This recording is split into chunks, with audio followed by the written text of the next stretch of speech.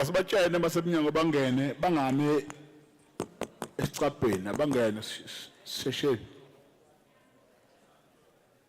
It's already lunchtime.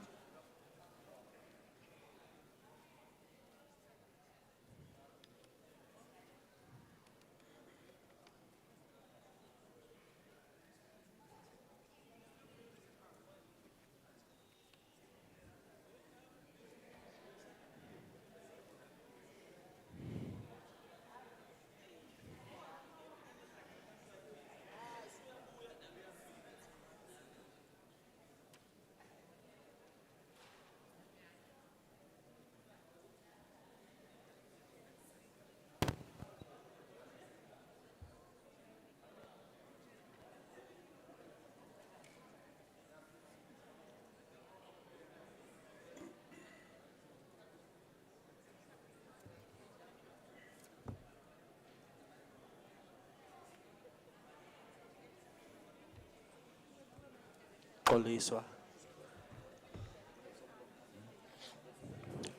Are we all here?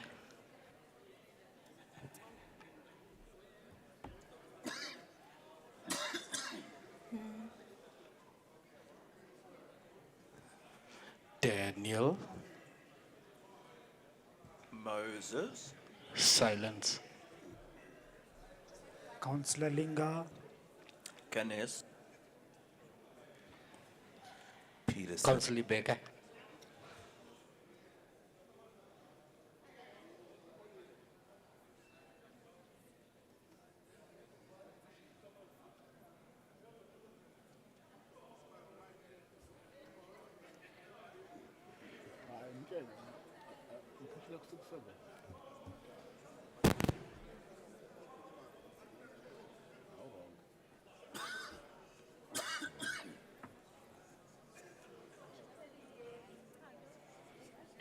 Thank you very much, councillors. I don't see the EFF caucus.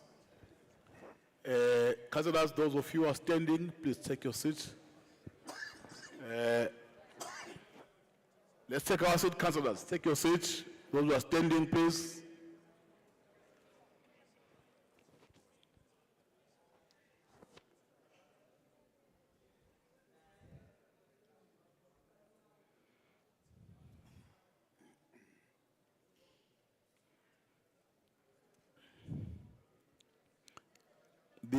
The secretariat is trying to assist me to look for those councillors who are outside for them to come back.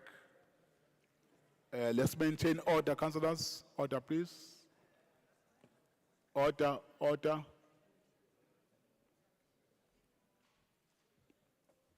Take your seat quietly. We were disrupted while we were dealing with the leave of absence.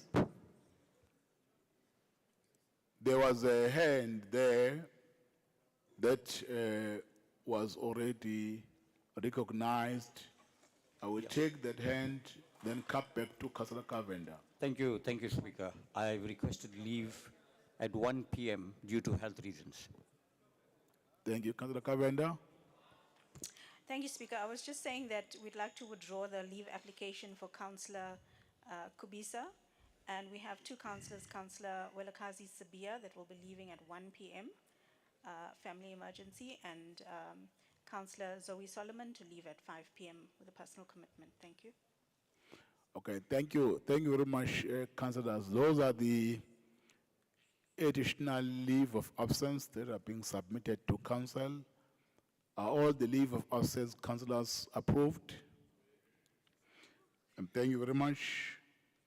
I will now invite the delegation from the AG's office. As I've indicated earlier, that we'll start with them. Ms. Nomalungelo Mkhize will approach the podium to do the presentation. I request that councillors, there should be no disruption. It's a very important report of which we have to listen attentively so that when you ask questions of clarities, you ask them based on something that we have understood. Let's welcome uDadewethu Nomalungelo eseza ngaphambili ukuzokwethula umbiko omcwaningi mabhuku nazo zonke ke incomo azenzayo ngomasipala weTheku. Siyabonga kakhulu.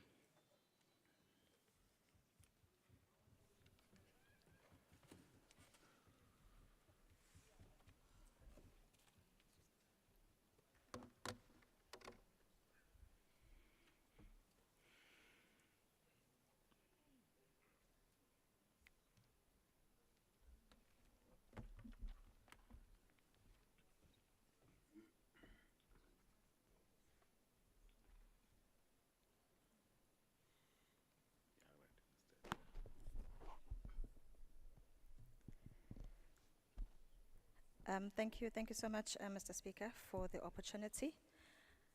Greetings to yourself, Mr. Speaker. Greetings to His Worship, the Mayor, Councillor Baklava, to the Deputy Mayor, all the members of EXCO, to all the councillors who are present in the room. Ngithobeka emakhosini asendlunkulu nopholo khona. To the city manager, deputy city managers, and all officials of the municipality. To Audit and Risk Committee members, the chairperson and the members of the public and media, and also to greet my colleagues from AGSA, Team AGSA. I am accompanied on stage by Ms. Nonko Pepu, as the speaker has indicated, and I'm Nomalungelo Mkhize, the positioned leader. Thank you so much for the opportunity to the AGSA to present the audit outcomes in relation to eThekwini municipality for the year ended 30 June 2024. Starting before we proceed with our mission, which is where our mandate comes from, that is the Auditor General of South Africa, we do have a constitutional mandate, and as a supreme audit institution of South Africa, we exist to strengthen the country's democracy by enabling oversight, accountability, and governance in the public sector through our auditing work, thereby building public confidence. So all that we do, whether we are sharing insights, like we are doing today in terms of the work that we are doing, whether we are raising material irregularities or any other engagements that we do, it is really to achieve or to deliver on this mandate. Then in looking at the following slide, we have presented such slide previously for council, for EXCO, for members of the senior officials or officials of the municipality. And really what this slide says, or the overall message in this slide, is about the many role players that are there in what we call the accountability ecosystem. So within the eThekwini municipality, we have got all your leadership and decision makers within the municipality, including support and oversight outside of the municipality.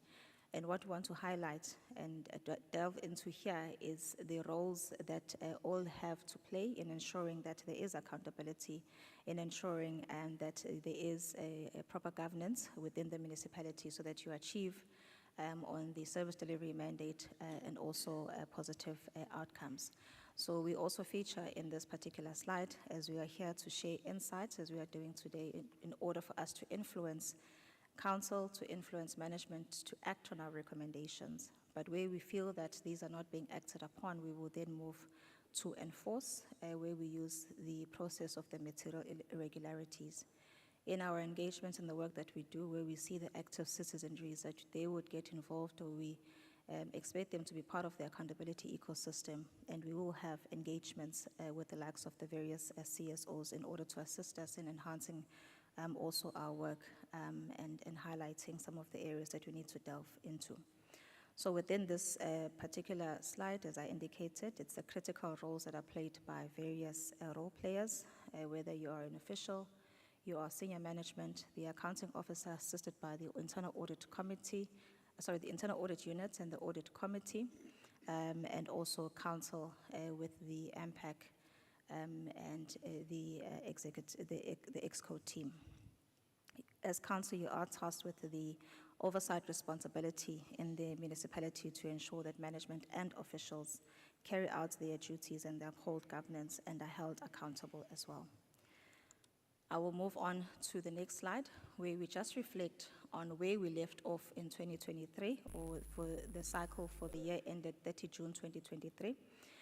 As the Auditor General South Africa, when we do our audits, at the end we do leave recommendations. As part of our audits, we do leave recommendations at various levels. Some will be for management to implement, others would be for the Executive Committee or maybe for the Council as a whole, in terms of the various roles that are needed to be played. So those are highlighted in the screen that we are seeing. And if you look at the colors, what we are highlighting, that of the 4 key recommendations that we left the municipality with, 1 has been implemented in full and 3 are in progress. Of the 4, of the 4, the 3 that are in progress, we also note that there has been a limited progress made thus far in providing effective oversight and implementing these recommendations in a timely manner. I will touch on some of the key areas that are in contribution, and obviously this has then resulted in a overall stagnation in the overall audit outcomes, which I will then speak to in the following slide. So the previous slide was to highlight that there are recommendations that we left with the municipality, whether it be management, oversight structures, or council, and 1 has been fully implemented, and there are 3 that are in progress, but we are also noting that there is limited progress being made. And here then we discuss the overall audit outcomes as a result of what we picked up in the slow implementation. We are sitting with a stagnation in the overall audit outcomes, being an unqualified with findings audit opinion, findings in the area of compliance, and also performance reporting. We present 3 years in this case, but we also note that this has been the outcome for the past 5 years. So the municipality has stayed on this particular outcome of unqualified with findings in those 2 areas for a period of 5 years. While we note that there has been efforts that have been made by management in various areas, whether it's improvement in adherence to SCM prescripts and implementing of consequence management, it has not transpired into an improvement of the overall audit outcomes. We still have findings, and some are repetitive findings or repeat findings, and yes, some are new, and we also note that there was a regression in the area of strategic planning and performance management, which I will get into in slides to follow. So this particular slide, you look at the colors, where the green is presenting that there were no material findings. The pink color is presenting that there were material findings, and you get the purple in that area. We are saying that we have actually qualified in that area in around the annual performance reporting. And that then gives us the overall financially unqualified with findings in performance reporting and compliance. We then also highlight that adequate monitoring by leadership of the progress that is made on action plans was found to be lacking in a lot of instances, which has resulted, of course, in these repeat findings in the 2 areas that I have spoken to, particularly in compliance with procurement and contract management, expenditure management, consequence management, environmental management, and strategic planning and performance management, which are the areas that we had a look at during our audit. The overall outcomes were driven by material misstatements and non-compliances I've indicated in performance reporting. There was slow response by political leadership, where we speak in particular to council, accounting officer, and management in providing the adequate oversight over implementation by the accounting officer and management of our prior recommendations. This inadequacy or lack of consequence management that we've also seen for transgressions was also found to be a contributing factor to the overall audit outcomes. We also looked at key projects in relation to service delivery, as we mindful of the fact that service projects or infrastructure is a key enabler for service delivery. So we looked at key project service delivery. We audited the municipality's planning and reporting systems and infrastructure projects delivery. We found reported achievements as well that in the annual performance reports that were not supported by sufficient and appropriate evidence. We noted delays in the implementation of projects in areas of electricity, water, and housing, which I'll also touch on later. In maintenance, we found that there is inadequate maintenance of infrastructure. There's a lack of maintenance plans for water infrastructure. In terms of the quality of road maintenance that is concerning, that has resulted in the deterioration of the roads network. We have highlighted concerns on revenue, expenditure, and asset management as they relate to the municipality's collection rates, the payment of creditors on time, and the distribution losses as well in terms of the network. The action plans, if you look at the bottom left box, the action plans developed with insufficient attention to setting target dates for key milestones and related root causes did not assist the municipality in making significant progress on addressing findings. Slow implementation and inadequate monitoring of the implementation of the action plans led to repeat findings, as I've already indicated, and new findings that we found. And we also found that there was a lack of consequence management against officials for transgressions. In some instances where investigations were being recommended where investigations recommended disciplinary actions to be taken against employees, we found that this was not implemented. There is a need for council to exercise sufficient oversight and hold the accounting officer accountable for not addressing the slow response by management in the municipality over the findings or material findings that we have highlighted. When looking at the quality of our financial reporting, you would have noted it in the first slide with the table. At the very top, it was green, so that is the financial statements, where we saying that the municipality was able to present us with financial statements for auditing purposes that were free from material misstatements, or that were credible and reliable with no material misstatements. And we attribute this to the well-resourced and skilled finance unit, which has contributed to the municipality being able to achieve this. Also, the reviews that happen at the multiple levels, whether it is the internal audit unit and the oversight by the Audit and Risk Committee, have also enabled the municipality to sustain this particular area in being able to present financial statements that are free from material misstatements, and it has been thus for 3 consecutive years. You will note that on the table on the left, yes, it does have areas that are coming up as areas of concern. However, in our assessment, we have found that they were able to present us with credible and reliable financial statements. Having said that they're able to report, when you are able to present credible and reliable financial statements, it does not necessarily say that all is good, but that you are able to account we're able to present credibly how the monies have been used of the municipality. When you look at financial health of the municipality does sit with a debt collection period of 109 days. So it's taken on average 109 days for municipality to collect money from services rendered to citizens. And 62 of the debtors have been provided for impairments, meaning that it is doubtful that they will be able to collect from at least 62% of the debtors. While we have seen improvements in some of the ratios when we assess the financial health, what I have just shared with you, what I've just shared with you still speaks to the risks that the municipality's quality of service initiatives that the municipality's debt collection initiatives are not yet yielding the desired results. And of course, one has to take in the factors such as the challenging economic conditions that are faced by the consumers.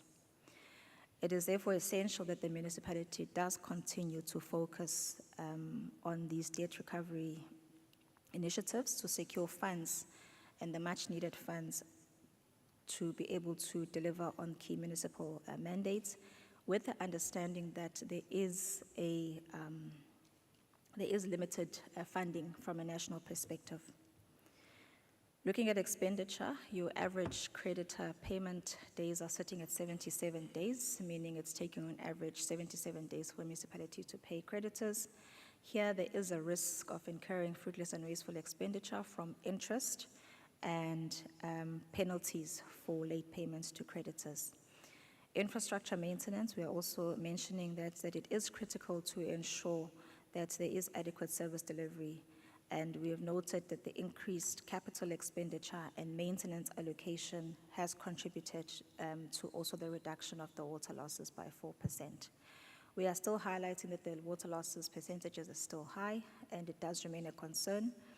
The impact that it has on the quality of service delivery that the municipality is able to give to the citizens, but also from a revenue generation a potential perspective for the municipality. So infrastructure not adequately maintained has then got those two impacts for the municipality.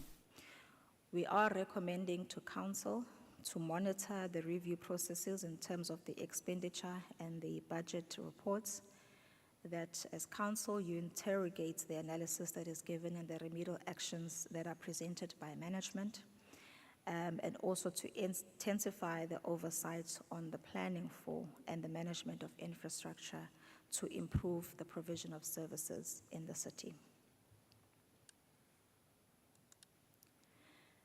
Looking at the quality of performance reports, I know with the colors it may be not as clear, but I will take us through it.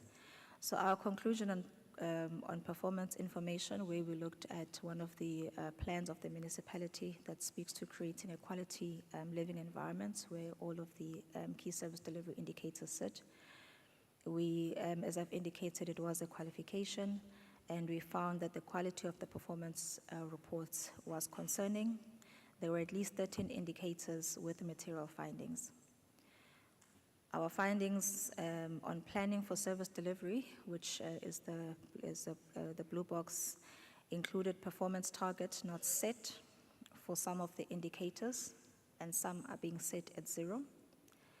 Indicators that are not clearly defined, and the lack of evidence to confirm that needs assessments were performed in some of the wards. So these are some from the area of planning insofar as performance information is concerned. On reporting, we found material differences between what was being reported as achievements in the performance reports and the underlying records that were presented to us for evidence. So we found that there was a lack of evidence to support some of these reported achievements. The next slide I will not go to in terms of the detail, but it really presents the details of the findings, where I indicated that there were 13 findings highlighted. And really what we are saying with regards to the quality of the performance reports is that the impact of not having useful and reliable reporting mechanisms or information is that council or the public is unable to effectively assess the performance of the municipality in the delivery of services and carrying out their mandate. Decisions that are made by council and other oversight bodies as well might not be using this information that is not credible, would also lead to misaligned focus and budgeting. So we are urging council to provide the oversight through monitoring the quality of the performance reports, which can be done through the internal audit unit and with oversight by the audit committee. Council must also recommend or implement consequence management for poor performance that has led to these reporting or performance reporting findings.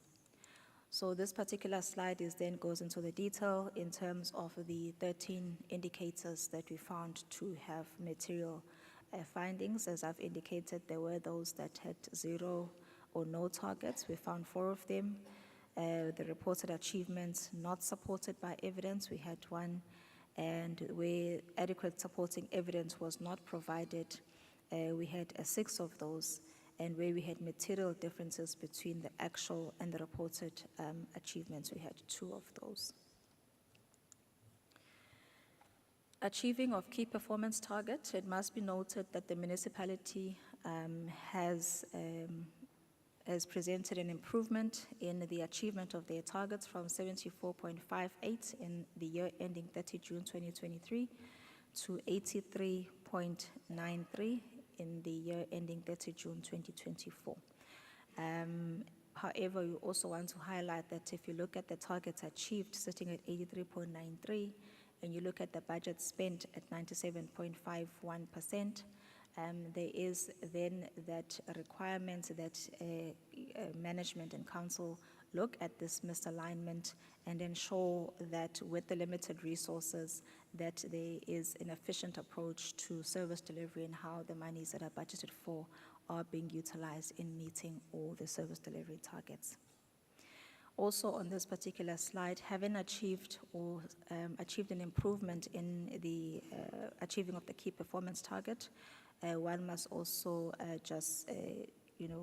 consider the context when you look at the findings that were raised around usefulness and reliability of performance reporting that I've mentioned earlier under the previous slides on quality of performance report.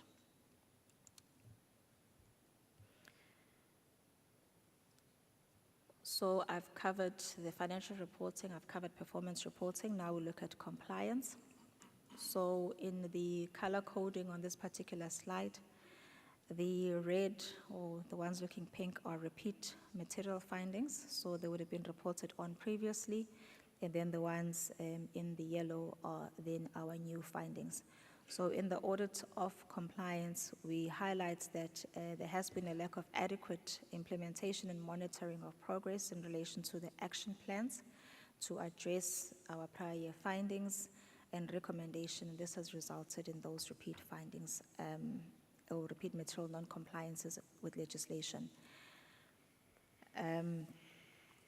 And I will not go through all the detail, but the various areas, the compliance areas we looked at around procurement and contract management, around expenditure management, consequence management, environmental management, strategic planning and performance management, where we've seen a new finding in relation to performance target not being set for some of the key performance indicators for the financial year.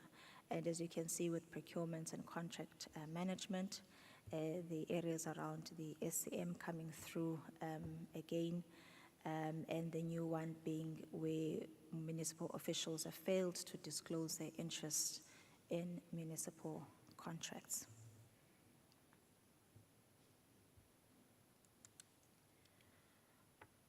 Looking at irregular expenditure, so having covered overall as to where the non-compliances were sitting, so irregular expenditure also is one area that we do look at.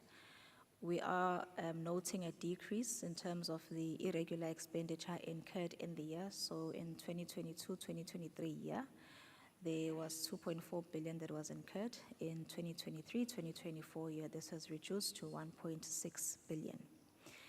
1.4 billion of this 1.6 billion relates to non-compliances with local content, prescripts and requirements, and the balance is split between non-compliance on the splitting of orders and emergency contracts. When officials don't comply with legislation, it does damage the integrity and reputation of the institution or the municipality in this instance, and it does lead to a loss of public trust. And it also tends to create an environment where unethical behavior is normalized, and which then further erodes accountability and efficiency, and non-compliance also may result in financial losses. We use the material irregularity process in a lot of the areas, and we have found that there are times when these non-compliances have resulted in financial losses, even in other institutions. So our recommendations to council is that council must monitor the process of investigations to ensure that those responsible are held accountable. When you are able to do this, you then address the potential challenge of creating an environment of unethical behavior, because when nothing happens to people, then they tend to be okay with carrying on with non-compliances. So the issue of investigations and holding officials accountable becomes important. There must also be monitoring of the action plans to ensure that the action plans that are being developed or implemented or being developed are firstly based on SMART principles, and that they are implemented timely so that there is prevention of further non-compliances. And as I was speaking to consequence management, so in this particular slide, the previous slide, we looked at irregular expenditure that is incurred in the year, so the annual amount of 1.6. We now look at how has the municipality dealt with the balance of irregular expenditure as at a point in time. At 2023-2024, our balance ending was at 1.3. In the box to your left, you will see there where we denote as to what has been done with the balances of irregular expenditure that we had been looked at in addressing the issue of consequence management. So at least 200 million is in the process of recovery or has been recovered, and council has dealt with irregular expenditure through a write-off of 3.9 billion, and we have got 1.1 billion that has not yet been dealt with. And we then highlight that the majority of the items not dealt with relates to irregular expenditure incurred in the current year. So we are noting some improvement in dealing with the backlog irregular expenditure, but we also highlight that in terms of investigation, we've noted a backlog as well. So there needs to be that improvement in the speed with which we conduct investigations and implement the recommendations from those investigations. Looking at ICT or the IT environment, so as part of our work, we don't just look at financial statements anymore. As we have indicated that as we have indicated, we are looking at the various areas. We've also looked at the municipality's IT environment, and we've raised findings for the addressing by the accounting officer and management, where we have noted in the area of IT governance and framework, we have a council resolution for the central management of all ICT matters which has not been implemented. And having such a decentralized function insofar as IT is concerned can undermine IT governance, operational efficiency, and resource consolidation. And there may also be inconsistencies in terms of practices and systems across the units, which may disrupt the effective management of people, processes, and projects. We have also noted that a lack of automated systems to ensure that water and electricity readings on the billing systems are captured periodically has also resulted in some customer accounts being estimated for prolonged periods, which is generally more than the 3 months being the norm.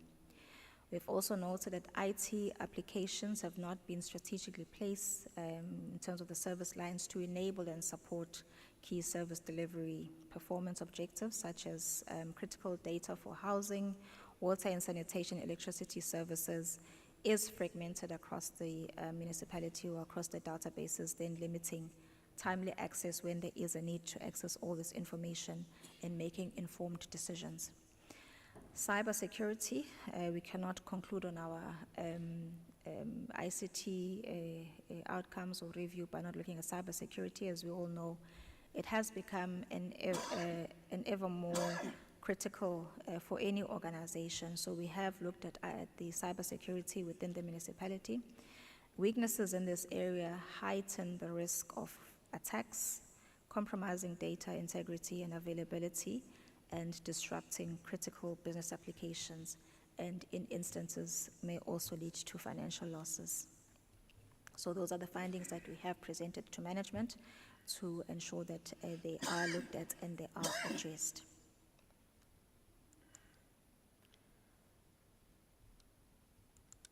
In the area of service delivery, so as part of our multidisciplinary team, we looked at financial statements. We also go out and visit projects. So whether it is projects that are still in the process of being constructed, so infrastructure being constructed, or it may be also infrastructure that has already constructed. So we looked at the infrastructure delivery and maintenance. So what we have found in visiting 9 projects of eThekwini, across the various services, water and sanitation, electricity and housing. We have found that there are recurring concerns that are affecting the delivery and effectiveness of municipal projects. So a lot of the findings here, it is not the first time that we are reporting them, so that is why we are saying that they have been recurring, and these concerns highlight both technical and governance-related weaknesses that do hinder the successful execution of key infrastructure initiatives. In summary, we generally present a slide-by-slide account, but we looked at the summary in terms of what we found around infrastructure. There is inadequate needs assessment and project. So the many infrastructure projects do not have adequate needs assessment or project planning. And therefore, if you're not able to fully assess the scope, costs, and potential risk of projects before they begin, it can lead to delays, increased costs, and poor execution. Contractors and consultant performance issues. So in numerous cases where we found that contractors appointed were either not qualified or were incapable of performing the required work to meet the agreed upon standards, it then results in delays in meeting milestones and failing to adhere to contract specifications as well. And these can lead to delivery of infrastructure that is below standard or below quality, but also cost overruns where one needs to appoint new contractors to fix the quality issues. And also contractors and consultants that were underperforming, they were not met with any consequences or accountability. And this meant that there was a persistent delays and poor quality across various infrastructure projects with insufficient oversight or enforcement of the contractual obligations. So that speaks to also the ineffective monitoring of project milestones and the quality of work that is performed. So it is linked to what I have spoken to above, where we are saying that effective project monitoring we found was absent in some of the projects, or it was inadequate. Insufficient oversight of project milestones and the quality of work performed was then impacted. Without effective monitoring, the contractors were not held accountable for the delays that they've caused. Environmental and safety concerns, particularly those related to water and sanitation projects. Some of the projects that we did visit relating to water and sanitation were found to be located in environmentally sensitive areas, such as wetlands. And building infrastructure on these sites does raise environmental concerns, including potential pollution and damage to ecosystems. And some of the wastewater treatment works that we had also visited had a number of fire safety issues, electrical hazards, and other general housekeeping and maintenance concerns that do compromise worker safety and also long-term sustainability of the infrastructure. The delays in project completion and escalating costs, I think already covered above, that there were many projects that were faced with extensive, or at least of the ones that we looked at, majority of them were faced with delays due to a combination of either poor planning, contractor performance issues, or administrative inefficiencies. And they did result in a prolonged project timelines and deferred service delivery. The longer it takes to complete projects, it means that the people that must benefit from the projects and service delivery also have to wait that much longer. At the bottom, we look at the root causes, from accountability for non-performance as one of them, the lack of comprehensive planning, the lack of robust project monitoring as indicated, some instances it's financial mismanagement such as delayed payments, overpayments, and the lack of stringent controls over variation orders, and also the oversight in terms of areas of the environment. I think on the impacts, a lot of it I have covered in my detailing out in terms of what we have found. Safe to say that issues of delays, which accompanied by increased costs, issues of delays accompanied by citizens not benefiting from the projects as planned, and other environmental factors as well, but also the negative publicity or public perception for the municipality as well. So that is in summary the findings that we had raised around the various projects that we visited. The detail of those projects as well we have shared with management in the management reports, and really it's for action plans to be put in place to address the findings that we have highlighted and also our recommendations, and for council to ensure that there is oversight insofar as the implementation of those action plans.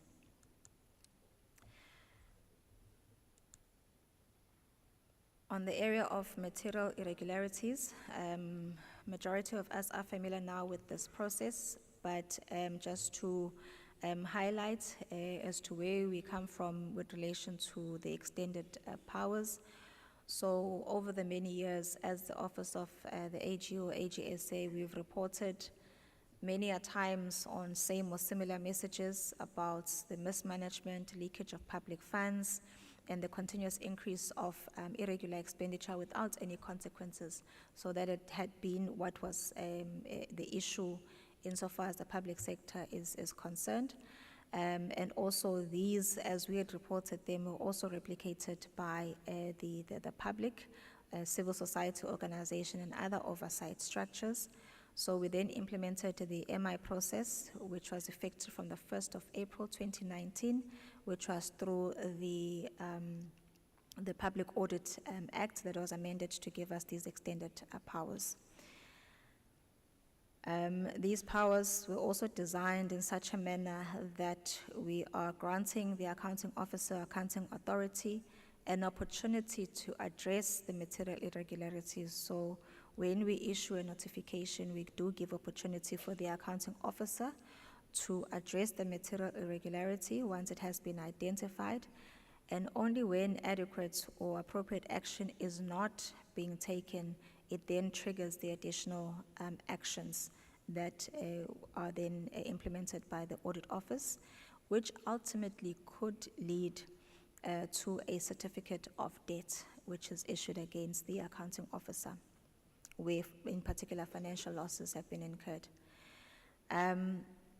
Also, this expanded mandate as well has found expression in terms of our strategy, our Culture Shift 2030 strategy, and really is to applying our powers to recover resources as well that are lost to the state and taxpayers, and ensure that there is application of the consequences for wrongdoing. So that is why where we come from with these extended powers and the process of the material irregularity. As indicated, we notify, we do give opportunity for the accounting officer to address the material irregularity. However, if it is not addressed, it then goes through those processes that are depicted on the far right, where it can be, the matter can be referred or recommended actions put into the audit report or issue a certificate of debt. In the next slide, I will not go through it in detail, but it goes through the various stages of the material irregularity and really the responsibilities or what we expect from the various structures, whether it is or the various level and structures, whether it's the accounting officer or council or management or us as the AGSA.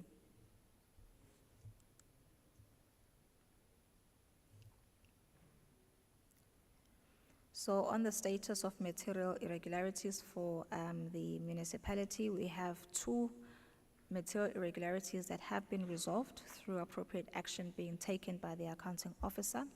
We have had 3 closed material irregularities where when we then reviewed the evidence that was presented, we concluded that those matters can be closed. We have 3 that are currently sitting in appropriate actions, so there are plans in place that we are monitoring as the office to ensure that they are addressing the material irregularity as we have raised it.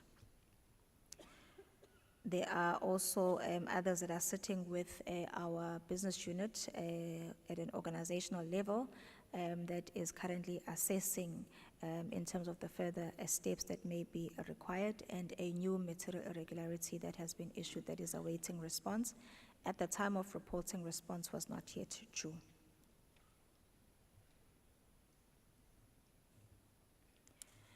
In terms of our overall observations, and it comes to the MI process, management, as we indicated, has been able to resolve 2 out of the 9 material irregularities that have been notified against the eThekwini municipality over the years of implementation.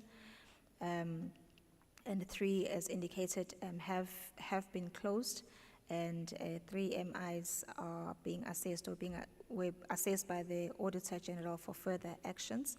We must acknowledge also the improvement in terms of the level of response in the current year that we are receiving from accounting officer and management insofar as dealing with the material irregularity is concerned, and also the role that is being played by the structures such as the audit committee, the internal audit unit, and also MPAC in assisting with the attending to these material irregularity. So for council, we're just saying that monitoring that needs to happen from a council level to ensure that the plans that are set out in response to our material irregularities are being implemented by management, and also for the accounting officer to account to council on actions being taken to deal with the material irregularity. On the next 2 slides, it just details out the material irregularities that have been issued from inception to date, as indicated, the last being issued in November 2024. So having dealt with the various areas, including our material irregularity, in presenting the outcomes, we have shared the detailed management report with management with all our recommendations for each and every finding.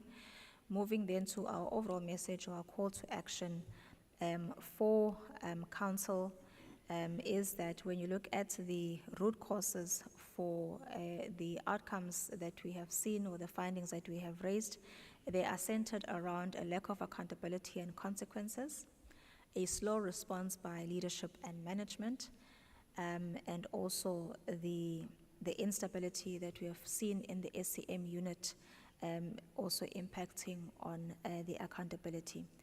So in summary, our recommendations that we've issued to the municipality, where we also require that commitments are made by management, and if we will then be able to track these recommendations and all other findings should find expression in the action plans by the municipality, which we would want a council to exercise oversight on and monitor progress. So is to say that we must set the tone at the top by shifting the culture towards that of compliance with laws and regulations, credible performance reporting, and effective project management. So those are the 3 major areas that we are bringing up.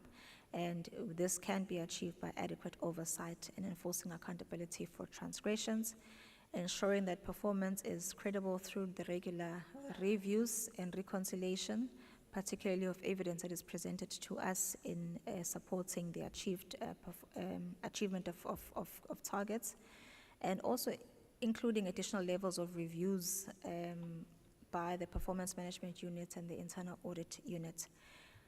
Intensify the oversight and over asset management through the increased security of spending and capital budgets using National Treasury norms as a guide.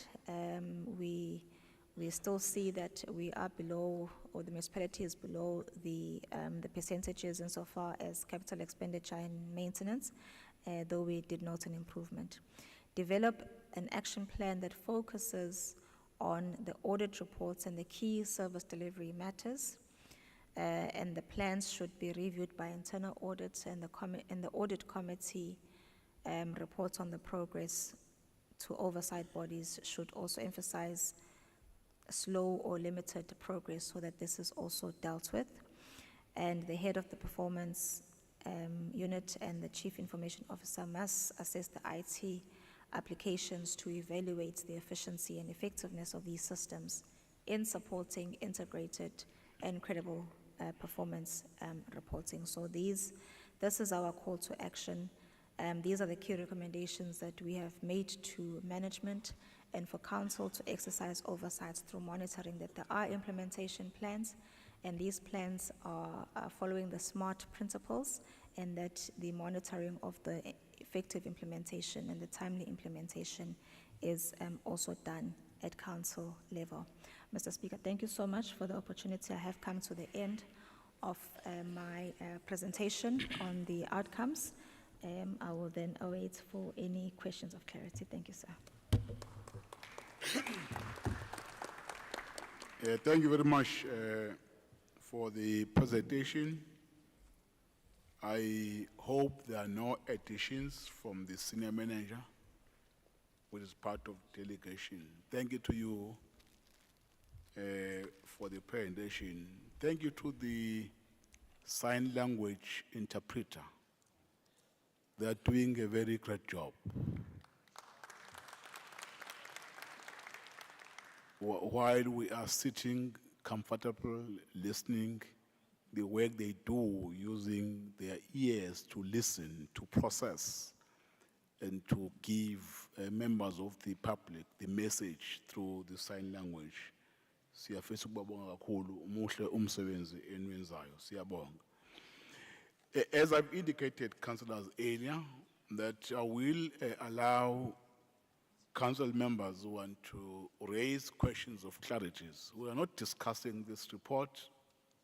Findings are out already, but I will take those who want to raise questions of clarities. You will just raise your hand, you will be recognized and ask questions. Right, I will start on my far right, Freedom Front Plus.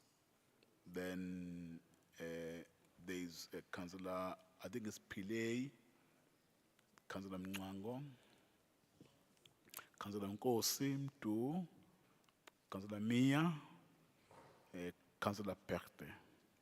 Those are the questions. In that order, you can start, sir. You're Thank number you. one. Thank you, Speaker, and thank you for the report to the Attorney General. I think the only custodian that keeps us honest and fair. My question to you is just, I serve on the Finance Committee, and the purpose of the Finance Committee is to provide oversight into the municipal finance matters. But we, as municipal employees, do not even have access to the revenue management system. Although this information can go to the AG, how do we, as councillors, are expected to give oversight in these matters if we do not have access to the information? And how do we go about getting this access to this information? I know there's a POPI Act and things like that, but I do feel there's a lack of of involvement for us. Our hands are chopped off. If you can help with that, thank you. Okay. I'm not sure whether the question is relevant to the AG, but I hope they noted the question. They will decide how to frame their responses. Councillor Pillay? Thank you, Mr. Speaker. Mr. Speaker, I want to thank the AG's office for this wonderful critical analysis and report, a factual report of the real happenings in our city. It calls for great concern, and I support the DLC, support the call to action now.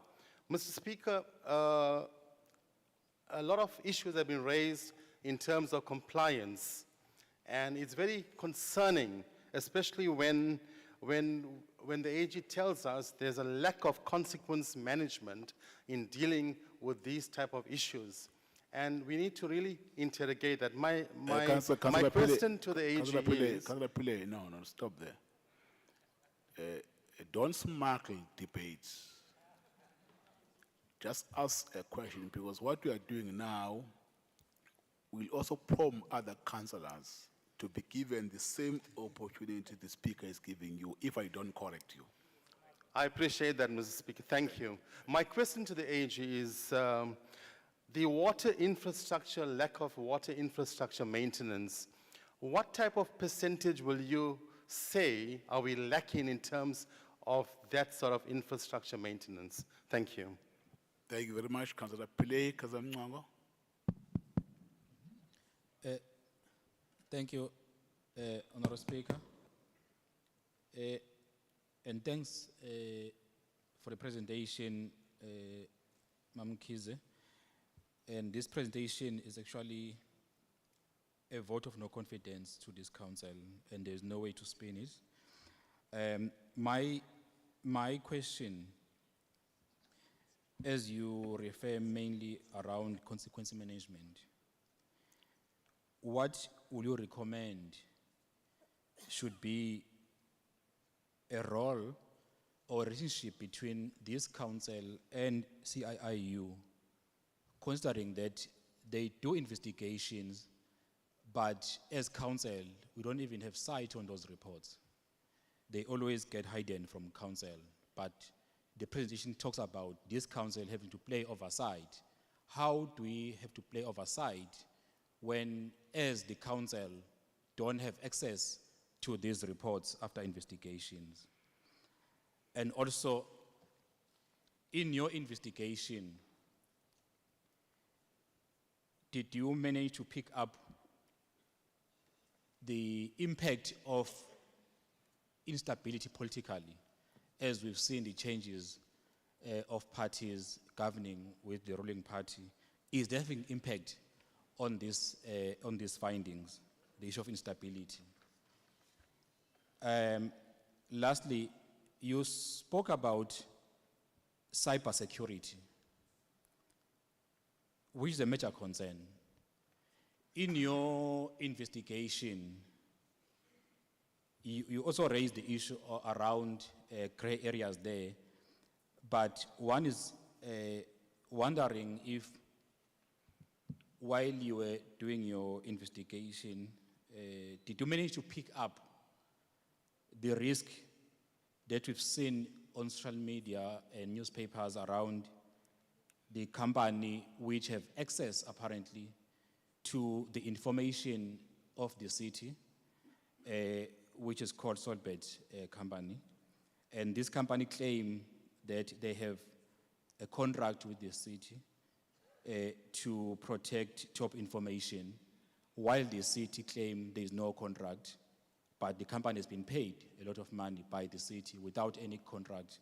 Did you manage to pick up as well this company claim they've got surveillance system within the municipal building, while the accounting officer will say there is nothing he knows about this, and council have said they've got no information on this company. The company still claim, till to date, they've got system within our buildings. Did you pick up as a threat to our database as a municipality? Thank you.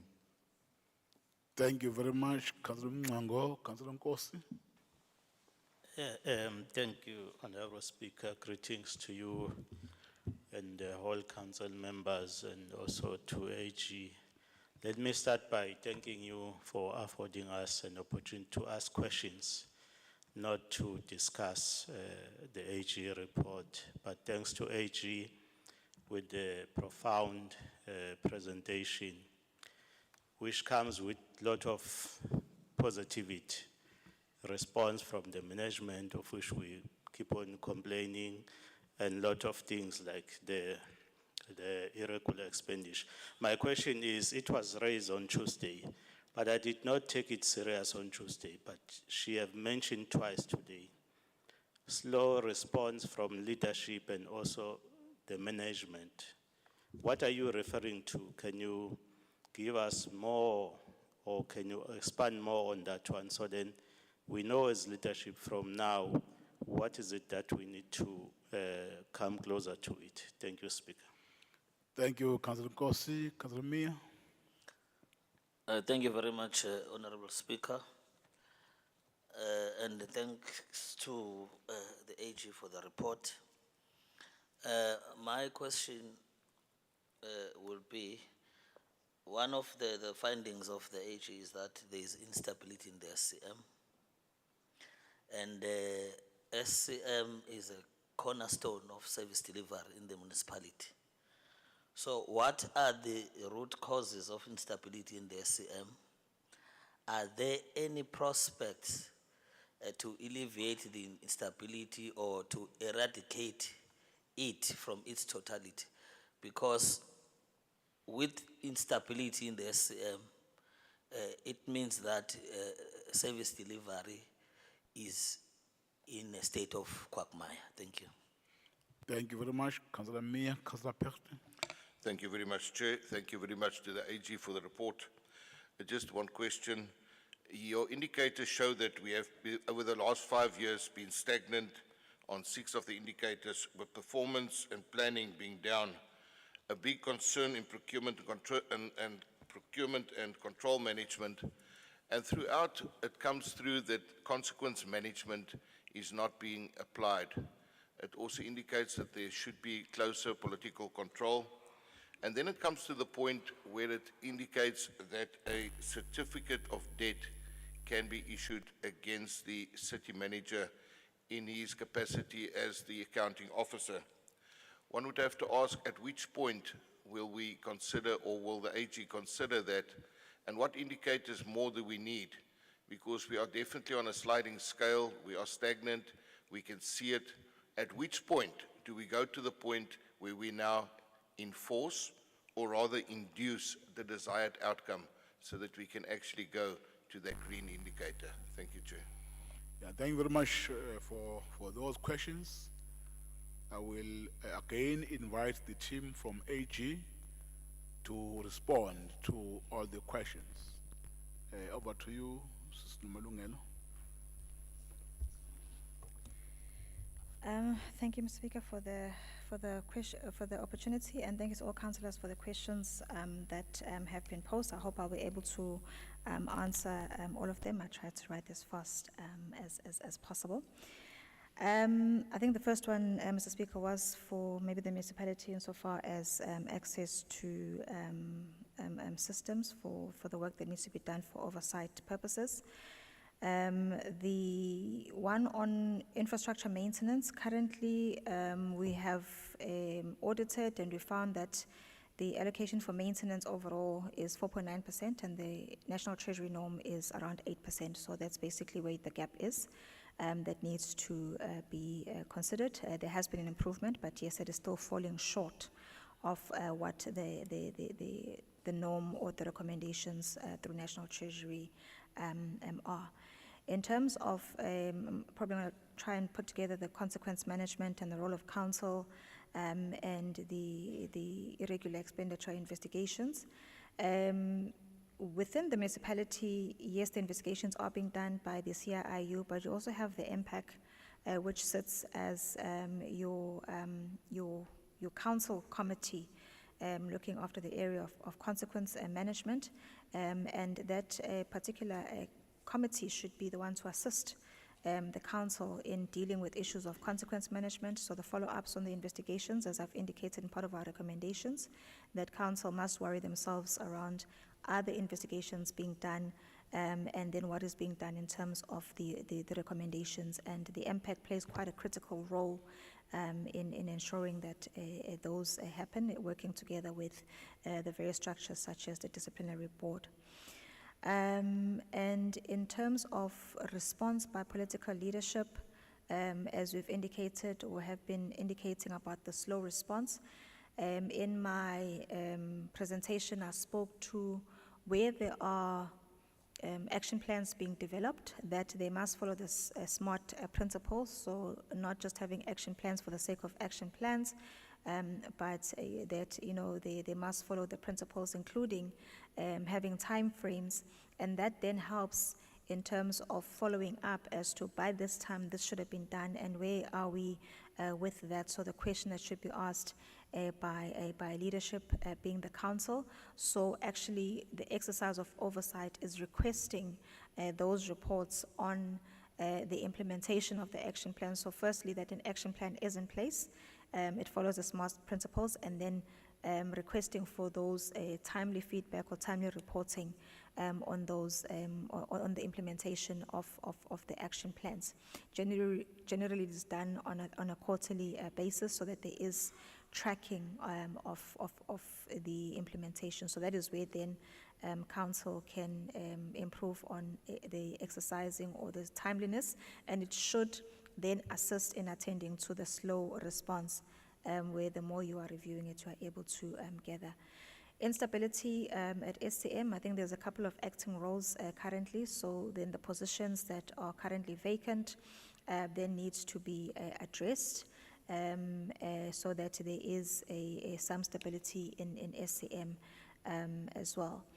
And on the consequence management or the question around the material irregularity, as I've indicated, there are various levels to material irregularity. We do give opportunity at notification for the accounting officer to deal or to address the material irregularity, respond to it with appropriate actions being developed. We then come in to review or check that those are being implemented. So if it relates to you know, where there was financial losses, we would want evidence that what they said they would do, they are indeed implementing.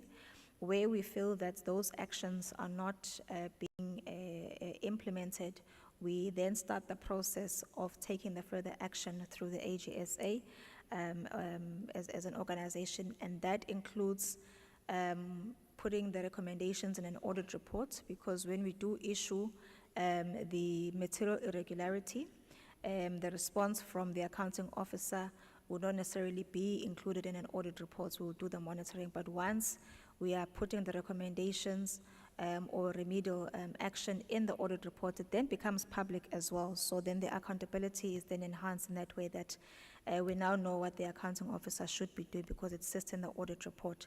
Where again we believe for after assessment there is the conclusion that appropriate action is not being taken, it can then go to that further step. So would have gathered all the evidence that this was meant to be done, it is not being done, and given all opportunity, then that step includes then the issuing of the certificate of debt as supported by the process and evident that the process was carried out. So of the material irregularities that we have raised, where the accounting officer has not acted on the material irregularity, we will then move it through the processes. If I can just allow Unongo Pepu as well to just assist if I've left any of the questions out. In terms of the cybersecurity of the specific contractor or the specific service provider, yes, it was mentioned in the media. I think from a cybersecurity perspective, we have picked up risk around cybersecurity, that there is a risk that you know, the systems may be penetrated, and that there is then the risk around the loss of data or the compromising of data. But I'm not sure whether my colleague has got the the details around the specific company. But if we do not, I'm sure it is something that we can handle through the office of the accounting officer as well. Thank you very much. Any addition, Ms. Pep? Thank you, Honorable Speaker, as well as Noma. I just wanted to add on the matter on the instability in SCM. So that was caused by the acting position of the head in SCM, because for the financial year that we're auditing, it was still vacant. So if you don't have a permanent position or someone who is accountable to that post, then it causes instability within that particular unit where you've got the vacancy. So it's also part of our root causes from last year and also our recommendations. So it was not dealt with in the 2023-2024 financial year. From progress from management, there has been an indication that it has been resolved in this 2024-2025 financial year. And then on cyber security, I don't have the detail in terms of the said company, but we did identify that there is a CCTV company, which was a third-party service provider, and had an agreement with the municipality. So that's just our response on that one. That's all I wanted to add. Thank you, Honorable Speaker. Yeah, thank you very much for the responses. The presentation or the document will be circulated, councillors, to all of you. The team is saying it's going to be circulated through WhatsApp group. I hope that also your emails, so that you all have copies of the AG report. Thank you very much. Sinoku sibonge kwi-team yonke ka-AG seningakhululeka. Ngicabanga ukuthi ke siqedile ngale item. Sibongele kakhulu. Councillors, let's proceed with our meeting. We are now on item 8, on the declaration of interest. If there's any councillor to declare interest, please give us an indication. Anyone to declare interest? It seems as if there's none. Item 9 is the confirmation of minutes for the meeting that was on the 2nd of December 2024. The in-committee minutes will deal with that when the council is in committee. It means we'll deal with only the first set of minutes for the meeting that was on the 2nd of December. To save time, I won't go through page by page, because you receive the minutes in time. I will only invite those who want to make corrections to give us an indication. You will then be recognized and refer us to a page and a paragraph where correction have to be made. We are dealing with the first set, the 2nd of December minutes. Anyone to do corrections? Councillor Kuala? Sibingelela Sablomo, sibingelela nasendlini. Ngicela ukunisa ku page 3932, paragraph 1, 2, 3, 4. 3932. Yes, paragraph 5. Lapha ku line 1, 2, 3, 5.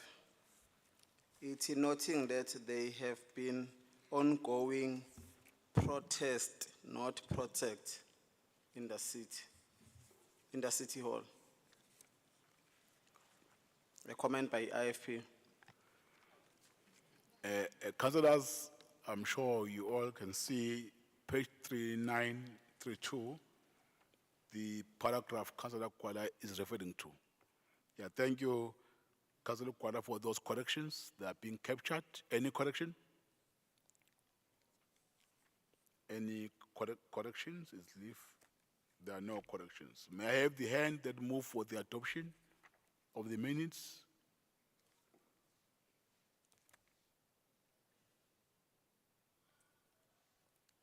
Councillor Madlala? Councillor Madlala move for the adoption. Any seconder? Councillor Ntuli?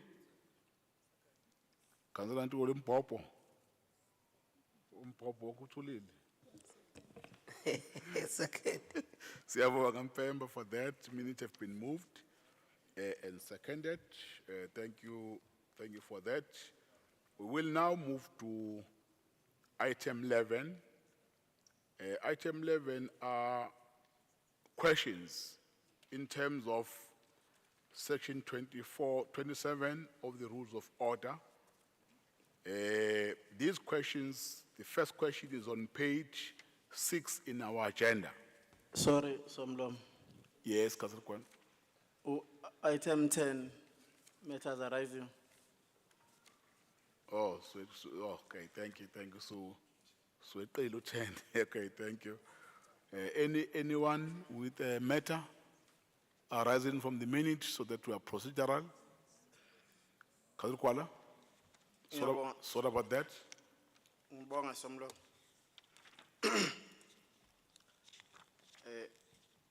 It is on page.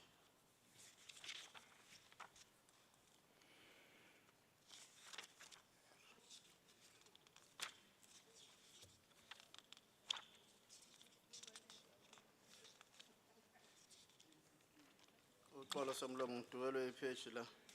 Hayi lo 16. Kolera.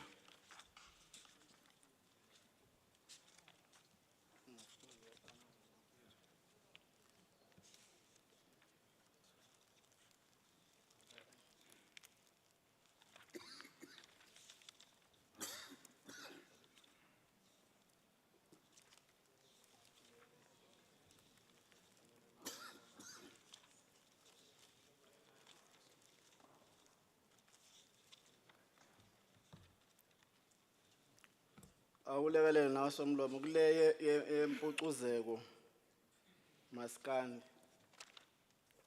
No, a report layer Yes, angisayiboni kule page la. ya PRC. Hey, asidluleke mungasayiboni. No, it's serious. Ngoba manje ngithi ngoba ke mangena phela ngithi ngokomthetho wena ovusa udaba. Ucela ukuthi umlekelele speaker, should awulekelele. Unochuku leqhumalo. Unochuku wena. 27.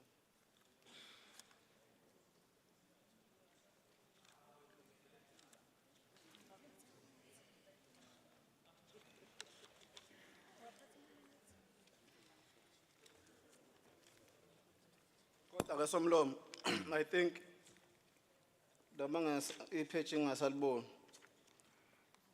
But issue yami ukuthi Ahleke babugwana. Uma sikudukele ngebhada sikwazi ukuyivusa ngoba uma uyivusa afuna usinike ipage neparagraph ukuze bonke abantu bayibone approaches ukuthi akwazanga ukuyithola ngesikhathi. Mayingavuka kunankinga. Sivumele siqhubekeke ukuze sorry order siqhubeke ukuze umhlangano Speaker. uhambe kahle. Speaker, Yes.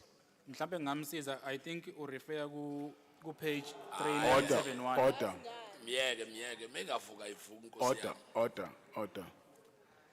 I think he's referring to page 3971. Okay. Councillor Kuala, are you being assisted? 3971. Igcinele phezulu. yes. Ngiyabonga kakhulu umjaji wayilamula. Ku page 39771 isihlalo. Kodwa ke I concern noma engikuvuse emaminithini 3972. Ithe 1 2 3 4 5 6 paragraph 6 where sasenze khona iamendment. Umuntu ufisa ukuchecka ke la with city manager ukuthi after this body okuyi council took a resolution for implementation Kuthatha isikhathi esingakanani ukuthi kanti i-implement. Reason being ke kunama event sponsored by umasipala aqhubekayo after we took a resolution. But councillors still don't get tickets and accommodation for such events. So ngifisa deliberate kuleyo as arising on the minute. Thank you. Yeah, okay, thank you very much for that specific question directed to the city manager. I don't see anything wrong by allowing him to report, to respond to the question. City manager.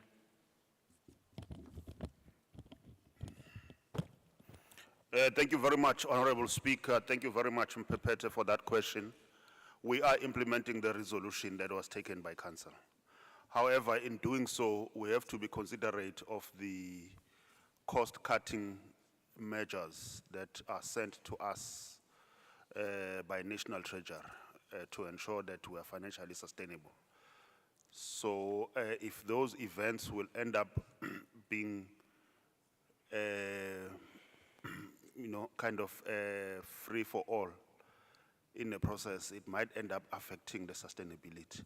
So we have to balance a very delicate equation between ensuring that councillors are adequately served, but also not in a manner that will end up not complying with the cost-cutting measures, as we have seen with some of the events in the last summer.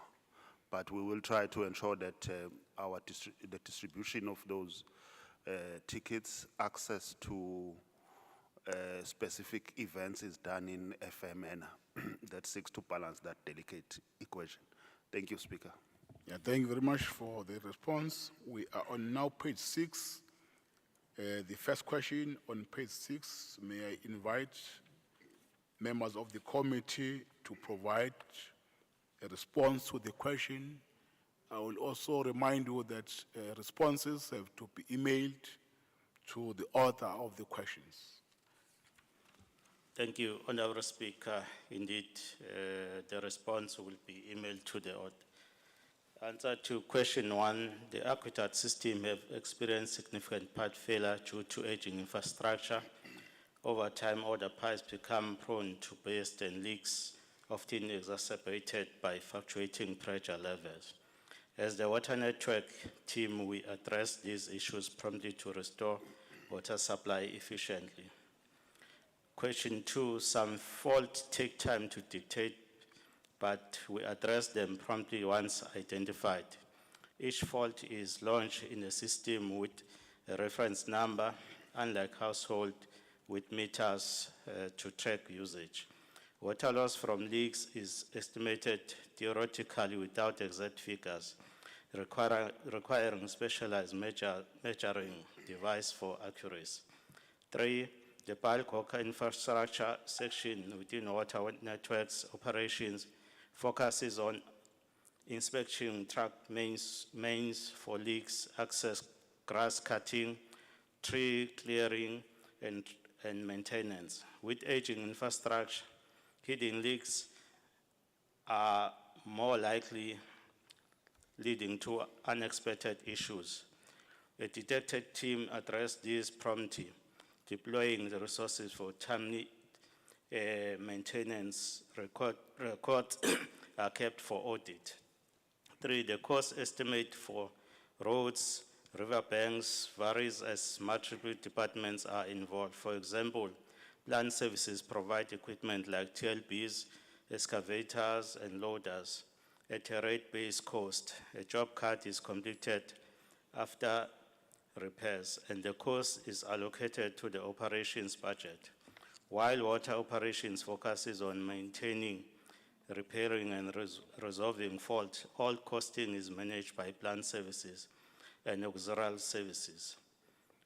4B, in case of emergency, relief for displaced resident water tankers and are deployed upon request. The ward councillor must initiate this request through their area manager, who is responsible for coordinating and monitoring the distribution of tankers. Water auxiliary services assist with this process. We also escalate issues related to water shortages as needed, understanding that this is a costly emergency response. Additionally, media statements are issued to raise public awareness of affected areas, with the councillors responsible for sharing this information with local groups and collaborating with EWS. 4C, each fault is assigned a reference number linked to the incident.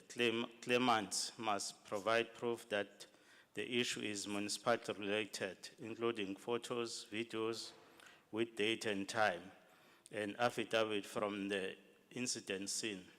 A case is open with the claims department for review in a certain situation. A case is also open with the police. The councillor should visit Sizakala Center for advice and assistance in handling claims and complaints. Number 5, for the financial year 2023 to 2024, we recorded 11,366 pipe bursts, with 10,305 resolved, and 105 and 190 pipe leaks, of which 96,951 were resolved. As we transit into 2024-25, we continue to face similar issues with different faults occurring at various locations. Some of these are repeat problems, not water-related or require attention from homeowners. It is important to note that Water Networks is responsible for repairs from the meter outward, while residents are responsible for addressing any leaks within their properties. I thank you, Mr. Speaker. Thank you very much, Councillor Nkosi. We have responded to all the questions within the allocated time, which is 5 minutes. I do want to remind all the councillors Speaker? who will respond that if I'm on the floor, you should respect that. I remind all councillors who will respond to remember that we are only allocated 5 minutes to respond to all the questions. Yes, Councillor? Thank you, Speaker. I just want a point of elucidation because this particular, I have noted the answers, but the questions have been very vague, and as chair of the cluster, in terms of 4A, we should surely know the cost of the repair to the aqueduct, as well as the answer for the claims and emergency relief. This is specifically for that particular issue of the aqueduct burst. So I do believe that those questions were answered in a very vague manner, and it doesn't actually deal with that issue that I have requested the answers for. Okay, thank you very much. I will request Councillor Nkosi in crafting responses through the email. He will look at that and expand on those 2 points when he when he send an email to you as an author of the question. Councillor Nkosi, please note those 2 points. If I may say something, to you, Honourable Speaker. Yes, yes. There are annexures that will be attached, which have more details of the response. So she must wait for that. Thank you. Thank you for that, Councillor Nkosi. Page 7, a response for question page 7. Thank you, Honourable Speaker. Question 1 answer. All types of water meters are being stolen regardless of material, although brass meters were discontinued some time ago. Plastic water meters are now the target. 2, the exact total number of stolen meters and the associated costs cannot be determined at this time. The challenge we face is that many faults are not reported through the call center. Instead, they are communicated via WhatsApp app, cell phone calls, or through escalations groups. 3, answer. You will refer to answer question 2.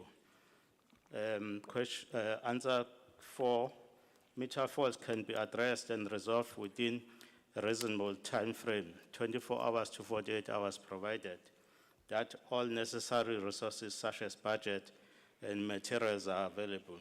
5, refer to the attachment that is being sent to you, Oda. Meter replacement state for the past 2 financial year. 36 meters on the 26 reservoir site installed in western operation areas. All new except 1 replacement. 85 meters installed in Bullet 2 in southern and central operation areas on 60 reservoir site, all new except 2 replacement. Answer 6, by water, 72 plane meter installation on 78 reservoir site in the northern operations areas contract plan commence in Q3 and Q4 financial year 24-25. The last question, that is 7, water meters are being replaced daily, but the process is not occurring at the required pace due to budget constraint and shortage of materials. Currently, there is an average of approximately 5,000 votes recorded on the meter maintenance clipboard. Thank you, Honorable Speaker. Thank you, Councillor Nkosi, for the responses. Questions on page 8? Thank you, Honorable Speaker, His Worship, the Mayor, Amakosi Asendlunkulu, Honorable Councillors, Whip of Council, the members of the public watching us from various social media platforms. Question 1. The answer for question 1 is yes. The number varied depending on how many members were deployed per day in accordance with the festive season operations. B, members were deployed in all areas within eThekwini municipality, the north, the south, the inner west, and also the central, well as the beachfront areas. Question 2. Question 2 is 152 complainants were received by our call center. Question 3. All were attended to. Most people despair on the arrival of the police, and there were warnings which were issued on the day, and also the houses and businesses were visited on the day of the incidences. Question 4. All items were confiscated and booked to SAPS, and they have no owners who claimed to be used on the arrival. There were 150 times 100 shooters and 90 times the long shooters, 44 boxes of the thick box comps, and 67 various mixed type. I thank you. Thank you very much. Question on page 9. Thanks very much, Honorable Speaker. Greetings to the Mayor and councillors. Sibingelele namakhosi asendlunkulu. Question 1, the response is Parks, Recreation and Culture Unit is not aware of any investigation into the delays in repairing the crematorium. The DCM was informed of the status of the crematorium. Number 2, no recent reports were submitted due to the lack of funds allocated, which was reprioritized because of the funding shortfall due to COVID. 3, on the 13th of May 2024, the control unit stopped working, was evaluated and could not be repaired. A replacement was ordered and installed. However, additional faults contributed to the shutdown. Number 4, the furnace was closed. The furnace was closed for non-compliance from March 2023 to September 2023 and from May 2024 to date. Number 5, at the meeting held on Monday, the 28th January 2025 at Otongati Crematorium, which Councillor Y. Govender and G. Pullen and stakeholders where the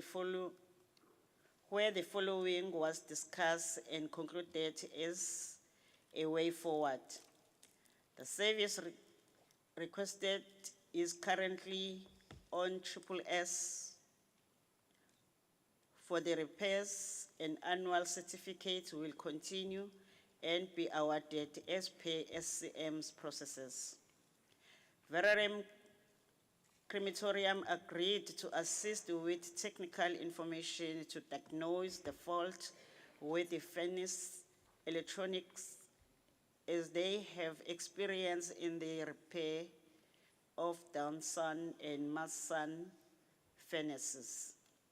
This process commenced on 21st January 2025. This will be at no cost to eThekwini municipality. And if the fault is resolved without the need for procurement of space, the crematorium will resume operational. However, if other services or space are required, the SCM processes will be used. Time frame depends on the SCM processes.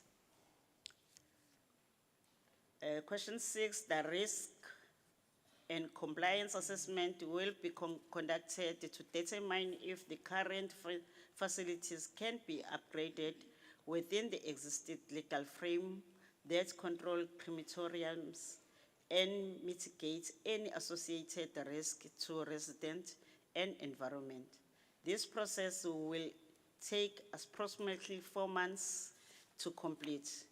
The findings will determine the long-term processes which will be reported to the committee, to the services committee. Then it will be escalated as required. No additional operation findings is required to implement the above.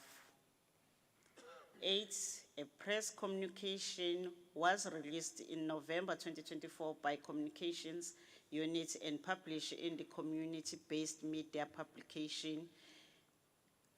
APSAF will be released. 9, at the meeting held on Monday, the 28th January 2025 at Otongati Crematorium, all pertinent information was discussed with stakeholders' input. In conclusion, the Tongati Crematorium furnaces replacement is on plan to be replaced in 2025-2026 financial year for the amount of 9 time is million. up. Time is up, Councillor Zamaso Kabase. Please send those responses to the order of the question via emails. Thank you very much for that. I will now invite His Worship, the Mayor, to table the first report of the Executive Committee. Honorable Speaker, Deputy Mayor, members of the executive, colleagues, city manager and senior managers, Amakosi, present, ladies and gentlemen, members of the media, thank you very much. It is my pleasure and honor, sir, to introduce the first report of the executive committee. It is so tabled. Thank you so much. Thank you very much, His Worship. I will now invite the city manager, Mr. Mpele, to present the item. Thank you very much, Honorable Speaker. With your permission, let me start by going through the first report of the Executive Committee from their meeting, which was held on the 21st of the 1st, 2025.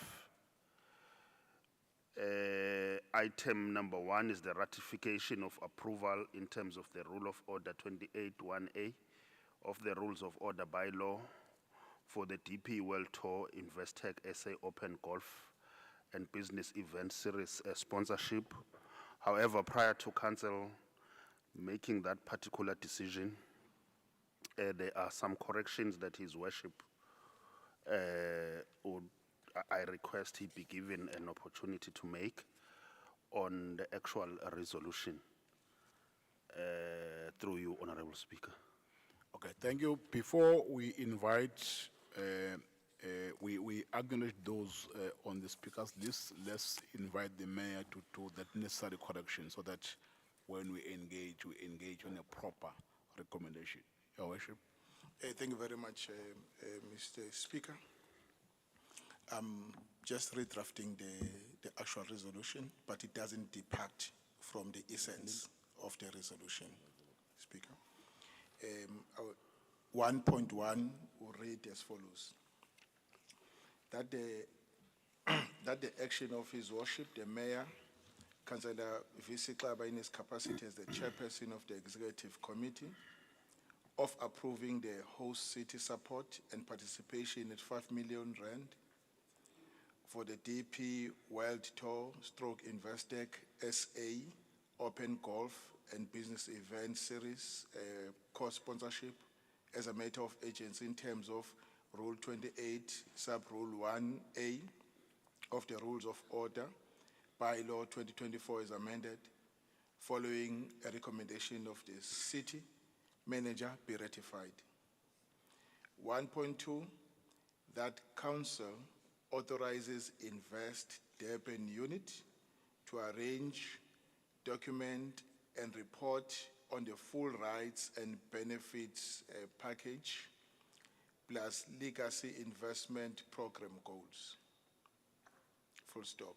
And then 1.3, that Council mandates the City Manager and his delegates to enter into negotiations to secure these events to recur in eThekwini over the next 3 years, it being recorded that a separate council report is to be tabled during the 2025 financial year for budget consideration and subsequent approval in this regard.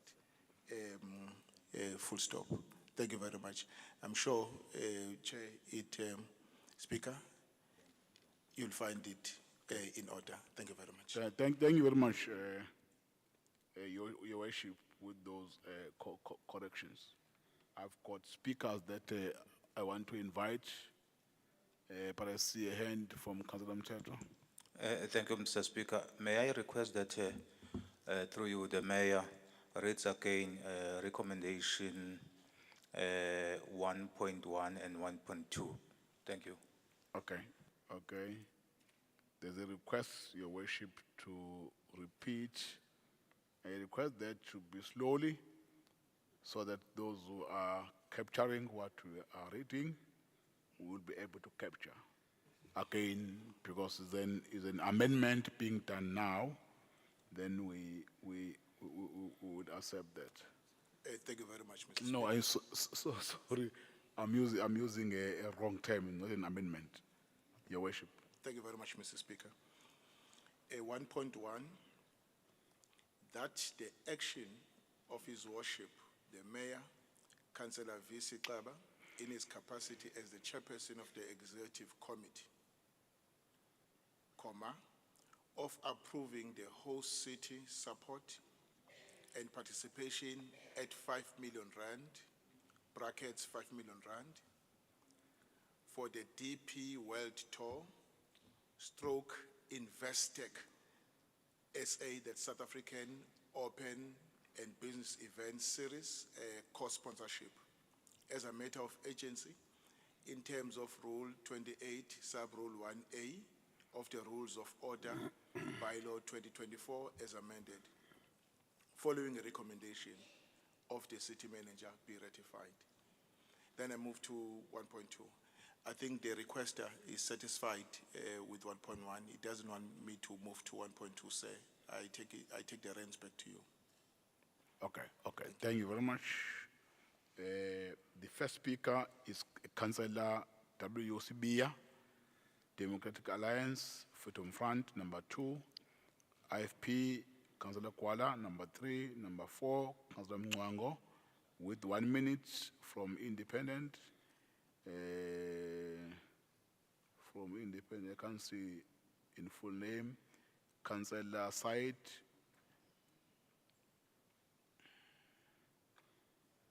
Okay, Councillor Mwango got a minute from, I think it's UIM.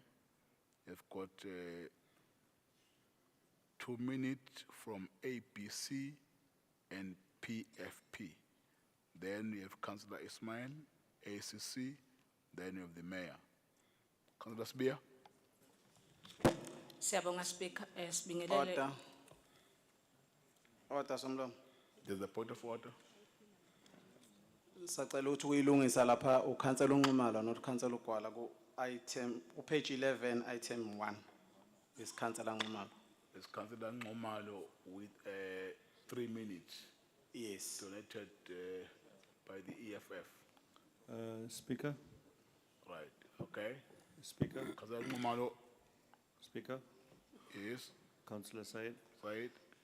In the end of your speakers list, it's actually Councillor Said with a minute from PFP and a minute from ABC. No, but I've already read that. I mentioned that. Thank you, Speaker. Okay. Councillor Sbia, Soto? Siyabonga Speaker, Sibingelele, all the colleagues and all the people who are watching at home. Under normal circumstances, the DA would gladly support such an item because we understand what the city is trying to do. But as we sit here today, the Democratic Alliance is on the side of ratepayers in the city. Things are not normal. People are sitting without any services whatsoever. The Auditor General has just told us that we have incurred irregular expenditure to the tune of 1.6 billion in the city. So the Democratic Alliance, because of the above reasons, will not be supporting this item because we are standing behind the ratepayers who are experiencing abnormal service deliveries in the city. Thank you. Thank you very much. Freedom Front Plus. Freedom Front Plus. Thank you, Speaker.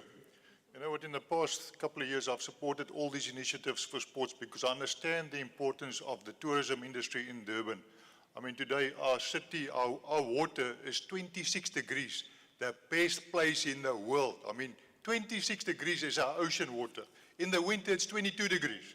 It drops down to 21 degrees. Brilliant. Who doesn't want to come here? But at one point, you need to draw the line in the sand. 5 million for a golf game. While there's bridges that's been washed away since the floods 2 years ago, and we can't fix that, but we can spend money on a golf game. Sorry, I'm drawing the line in the sand here. No more of this. Thank you, Speaker. Point of order. Thank you, Councillor Ngumalo. Councillor Ngumalo. No, thank you very much, Speaker. It is to be undenied the Sorry, interest Speaker, of- point of order. Yes, point of order. I just want to call out to that councillor that wants to shire me. I'm right here if you want to come.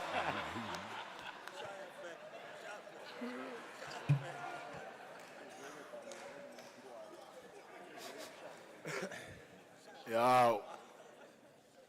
Yeah, once you want to shire in a council meeting, that is not allowed, no one to shire. Umalo? Thank you very much, Speaker. It is to be undenied the interest of eThekwini into the promotion of various sporting codes and support for sporting events as being done to football with Durban-based premiership clubs, the rugby as well as the cricket and tennis. Golf is an individual sport whereby individual complete over 18 holes in a golf course. The professional will play these 18 holes for a period of 4 consecutive days for the winner to be determined as the best to have less shot completed in the duration.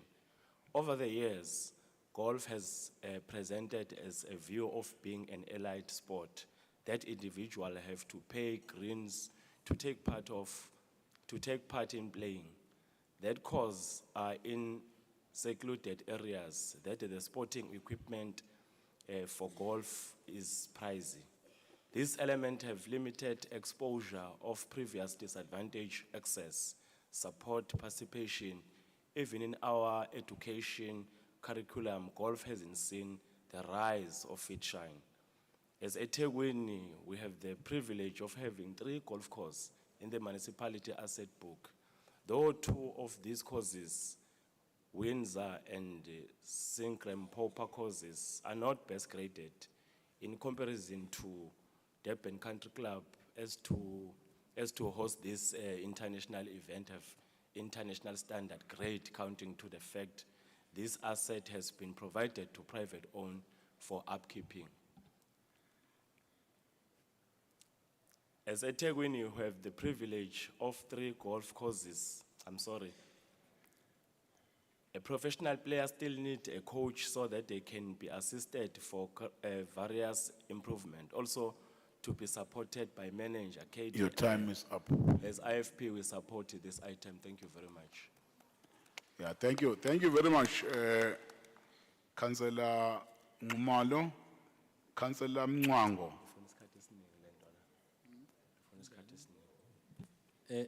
Thank you, Honourable Speaker. Hey, utwawazi, siyofundiswa inkatha ngegalofu.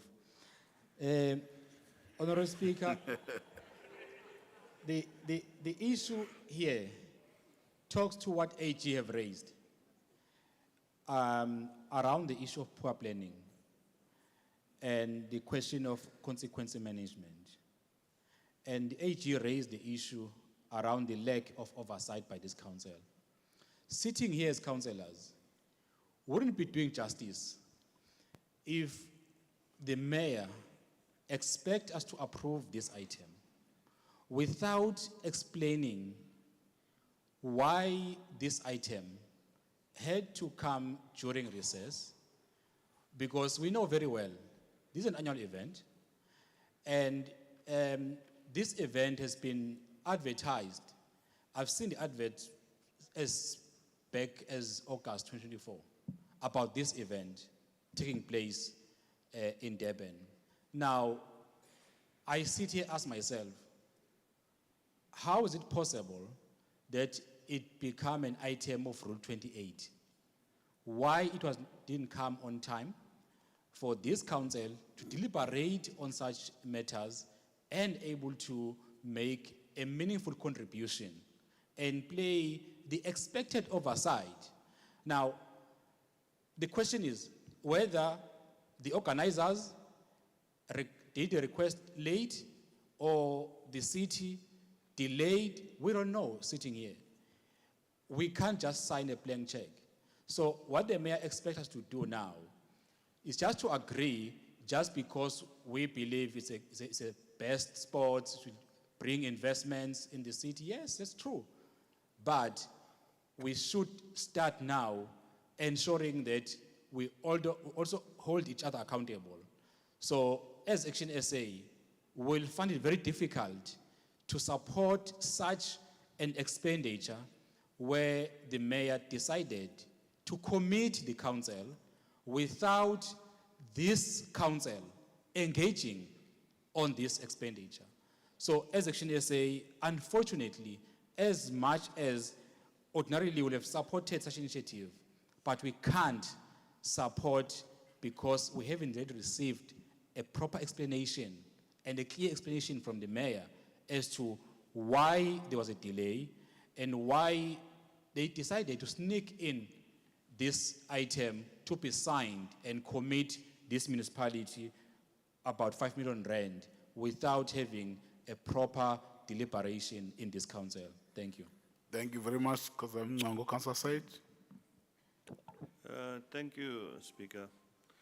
Speaker, as a city, it's imperative that events such as this tournament be held continuously. It should become the norm for a city such as eThekwini to host such events regularly. The benefits, even though sometimes overlooked due to our service delivery woes, and our ratepayers complaining about such all of the time. It is imperative that we compartmentalize our issues in light of showcasing our city as a city capable and ready. The concern on the part of the Active Citizens Coalition is the hasty nature in which this item is brought to this council, which ultimately speaks to our involvement as a sponsor rather than a host. The ownership, initiation, and production of such events should be and must become the new normal of the city. Albeit partnerships would and should always be garnered and supported, so long as the benefit to the city is always a priority. It is imperative that forward planning and early warning be instituted when any event, especially of this global nature, is brought to the city. It should always be noted that many incubated projects and clubs exist within the city, especially those that constitute some of our staff and councillors within the municipality.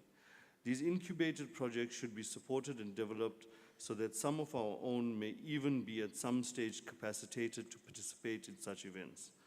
The harnessing of the projects in the space of soccer, for example, should be implemented as it is the sport of the youth and the future. The capacity by which the government at all levels supports sport should become one not of handouts, but rather legitimate global developmental programs, starting them out by supporting clubs engaged in open field and indoor practices. As ACC, with our comments, we support this without hesitation and want to see more events that are sporting in nature invited to our city. This speaks to always lifting eThekwini as a brand in a positive light. It is and should be the responsibility of this collective to fix our problems, promote our city, and make it the best city in the country, irrespective of party affiliation. With this, ACC supports. Thank you, Speaker. Thank you very much, Councillor Said. Councillor Maharaj, MF. Speaker, I'm not speaking on this item. Okay, it means it's a mistake from my team. The Councillor Ismail. I've been covered, Speaker. Covered, thank you. Your Worship, the Mayor, Councillor Nkosi. No, thank you very much, Mr. Speaker. Speaker. So sorry, I made a mistake. It's Councillor Tlaba. Apologies. There's a voice speaker. Councillor Singh.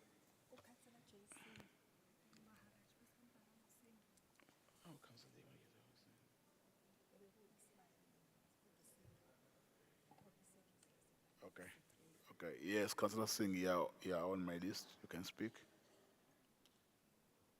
Before the Mayor, apologies, Your Worship. Greetings, Speaker. While the United Independent Movement recognizes the potential benefit that such events bring in terms of tourism and international exposure, it is imperative that we prioritize our residents' immediate needs.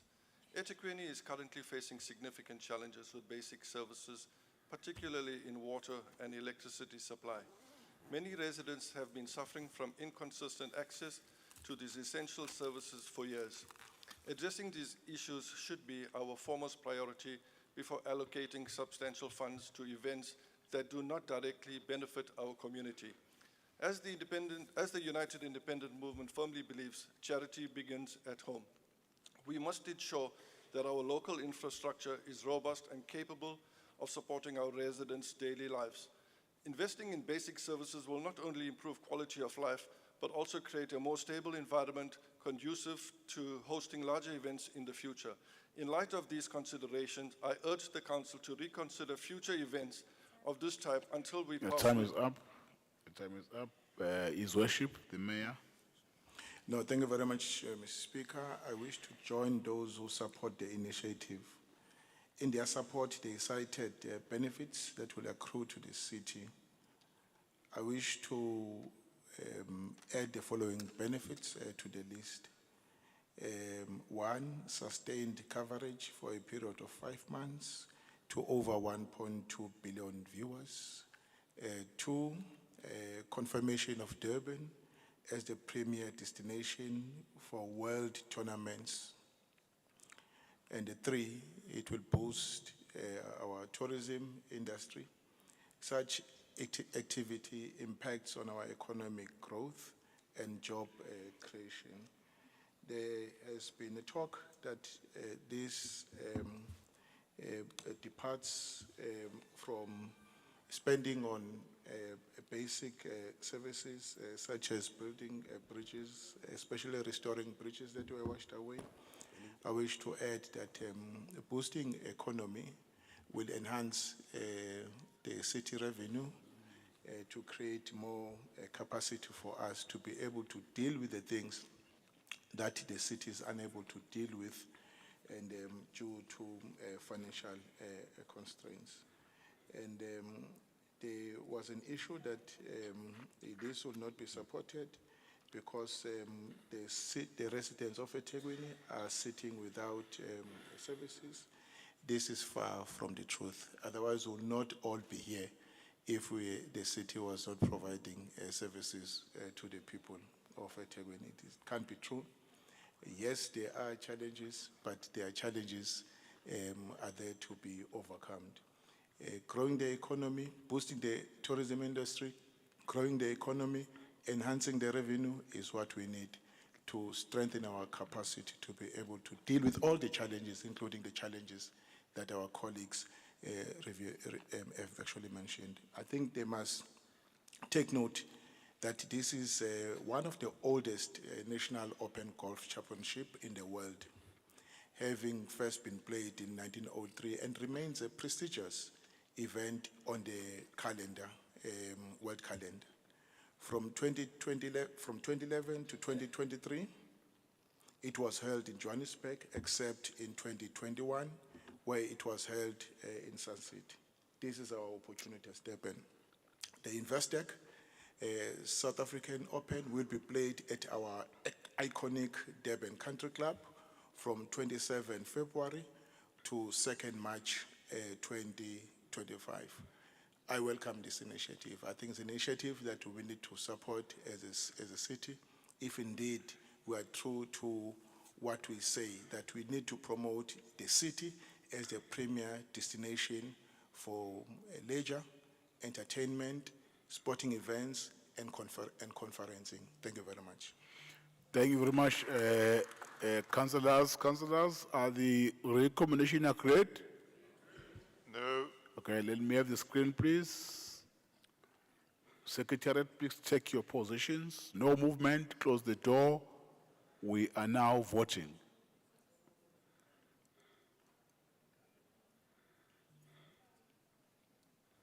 Right, the screen is ready. Thank you. Let me start with those who are voting in support of the recommendation. Please raise your boards and make sure that we are counted. You have to be clear. Raise your boards, then make sure you are counted. I will indicate when you have to lower your hands. I don't want mistakes. I want to give time my team to make sure that everyone is counted. Those who are voting in support of the recommendations.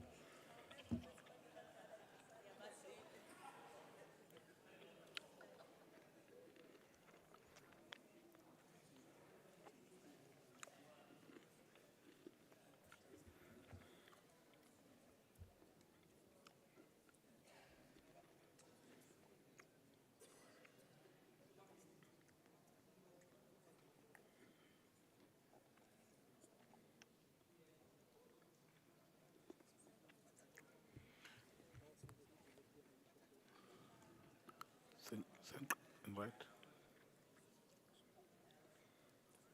Thank you. Those who are voting against, please raise your paws. Those who are voting against.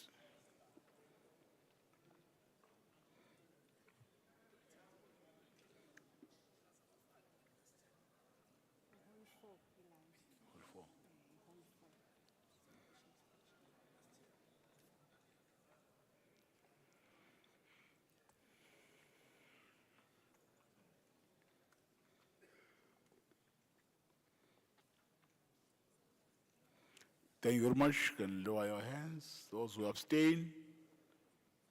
Those who abstain.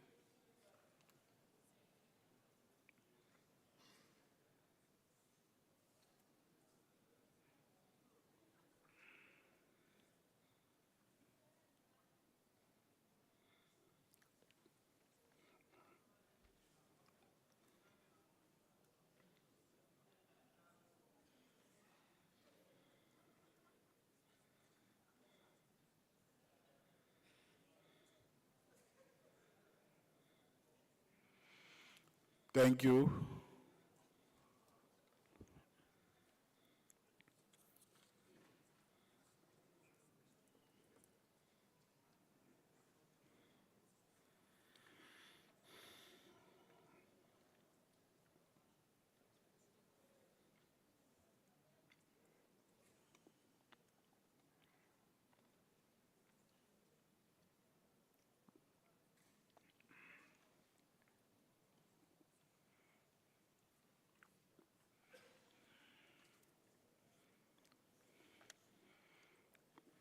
Thank you very much.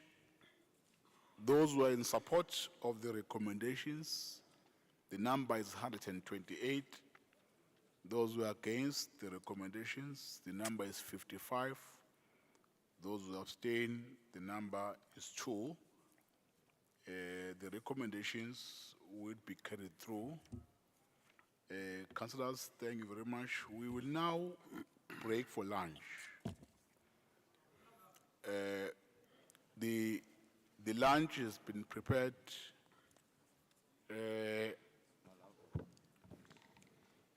on hall 4. On hall 4, on our right when we go out here. Then we will come back at 2. Speaker? We'll come back at 2 to proceed with the other item. The lunch has been prepared, is ready now. Let's break for lunch. Thank you. Speaker, before you go, halal food for us, Speaker.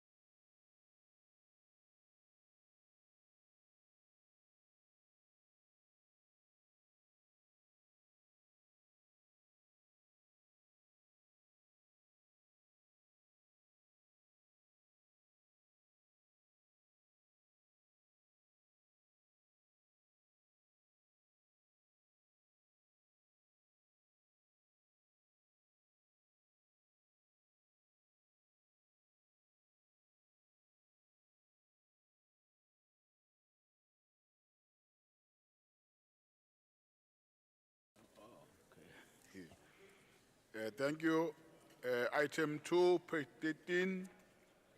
No speakers. Are the recognition agreed?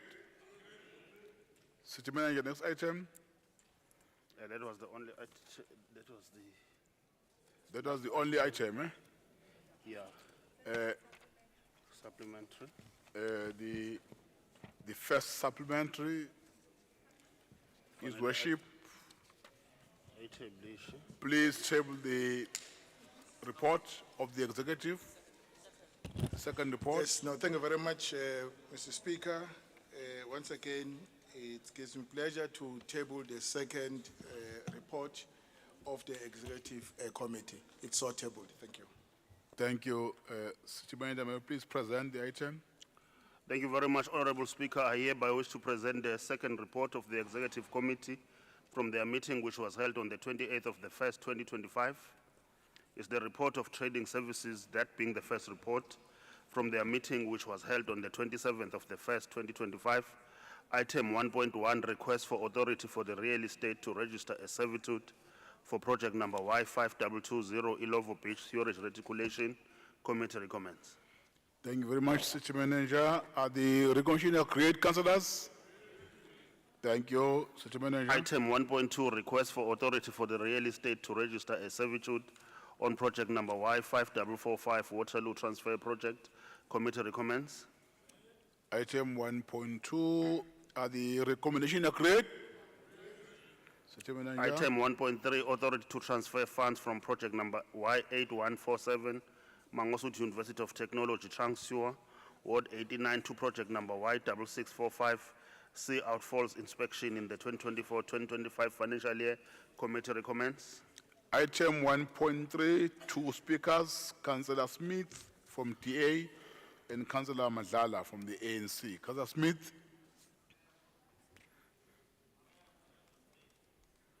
Councillor Smith. Councillor Madlala. Absent. Councillor Madlala. As the ANC, we support the report as presented. Thank you. Thank you, Hlogo. Are the recognition agreed? That's what happens when you try to mark the DA. Next item, City Manager. Item 1.4, request for authority to transfer funds from project number X8669 to project number X8718 to support a vital need for building improvements and renovations to make provision for the accommodation of the office of the Deputy City Manager at the new office building in number 26 Matthews Mayiwa Road. Committee recommends. Item 1.4, page 5, first speaker, DA, Councillor E. Smith. Second speaker, Councillor Saweni Zuma, HNSA. Last speaker, Councillor N. Madlala from the ANC. In that order, Councillor E. Smith. Speaker, Councillor Said. No. Just a I'm waiting for correction Smith. there, Speaker. I'm waiting for Smith. Smith. Councillor Zuma. Chair. Speaker, point of order. Councillor Zuma. Speaker. Councillor Zuma. Thank you, Speaker. Usaneli igama, Saneli, Okay. not Usaweli. Thank you. Slalo, Action SA firmly rejects the proposed transfer of 2 million for the refurbishments of the Deputy City Manager's office. These funds were originally earmarked for critical water upgrade, Kwaklimba, while Umgeni Utugela Water took on the project. This does not mean the money should be wasted for office renovations. Across eThekwini, communities endure daily struggles with non-functional water infrastructure, failing sewer systems, and raw sewage polluting the environment and beaches. This 2 million, or 1.5 million rather, must be redirected to fixing these issues. We will not support this spending while our people suffer. We demand that these funds be used for much needed improvements to infrastructure. Thank you so much. Councillor Zuma, apologies for pronouncing your surname wrongly. The manner that your name has been written here, I hope you will accept our apology. Speaker, point of order, Speaker. Councillor Madlala. Speaker, point of order. Point of Speaker. order. Speaker, is Councillor Said. Yes. Page 6, paragraph 5. It says that ACC was in support. We were against this. Yeah, but Councillor Said, Yes, Speaker. when you receive the agenda, Yes, Speaker. your responsibility is to read it, go through, make your notes. If you want to speak on the item, you submit your name in the speakers list. Speaker, I'm just You, getting a you, correction. I wanna speak. you don't raise your hand and want to interject counsel because we are not in my list of speakers. If you wanted to correct anything in the agenda, you should have included your name in the list of speakers so that you can speak and address that matter. Councillor Madlala? Ngiyabonga kakhulu mhlonipheki uspeaker wethu. Speaker, Ngibingelele- it's a point of order, Speaker.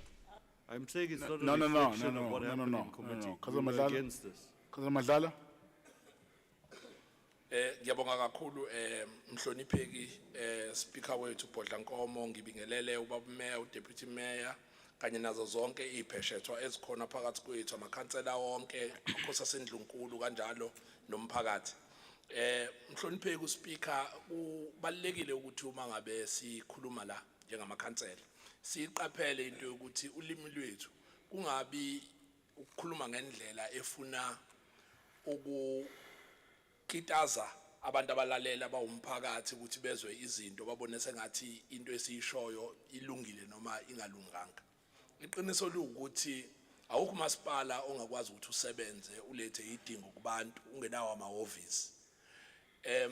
Into yokuqala obona ngayo ukuthi inhlangano izokwazi ukuthi isebenze in this instance i-department okanye i-unit okanye i-section ukuthi kufanele ibe nendawo la izotholakala khona la kwama-headquarters ayo khona kube indawo e-conducive evumelenayo nokuthi abasebenzi bakwazi ukuthi basebenze ngendlela. Ngakho-ke la imali iyacelwa ukuthi le mali engasebenzanga kule project akade isho udadewethu ize kosebenza la ukulungisa amahhovisi ukuze abasebenzi bethu kusukela ku-deputy head u-deputy city manager kwehle bakwazi babe nendawo abazosebenzela kuyona ukuze zonke lezi idingo kumele bakwazi ukuthi bazenze bakwazi bazenze ngendlela. Na kulula ukuthi umuntu ongenamanzi ohleli lapha ngasekhaya eNanda ezwe sengathi umasipala umosha imali le mali ngabe iyathatha uyolungisa amanzi kepha manje iyathatha kuyolungiswa ngamahhovisi engathi izinto ezimelelene lezi. Kanti ukuze sikwazi ukuthi sisebenze sihambise amanzi sihambise idingo zonke emphakathini kufanele kube khona indawo la soqala first and foremost sitholakale khona ekwamahhovisi la sizokwazi ukuthi senzeni khona imisebenzi ngenxa yokuthi o deputy head for instance akubona abahambayo baye kofaka amanzi lapha phansi kepha bawubuholi bama-department ekufanele bitholakale endaweni ethizeni ukuze bakwazi bathathe zonke idingo baplane bacontrole benze zonke lezi zinto ezibhalwe emabhukwini kumele bazenze. Ngakho-ke njenge-ANC siyayisaphotha ireport siyabonga kakhulu. Thank you very much, Councillor Madlala. Are the recommendation agreed, councillors? Next item, City Manager? No. No.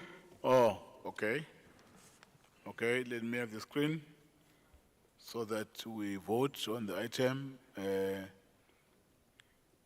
No movement. Those who are outside, please move to the meeting so that there's no disruption during the voting time. Let's close the door. We are now voting. Let's close the door.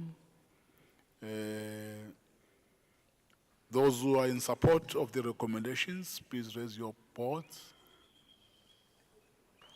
Those who are in support.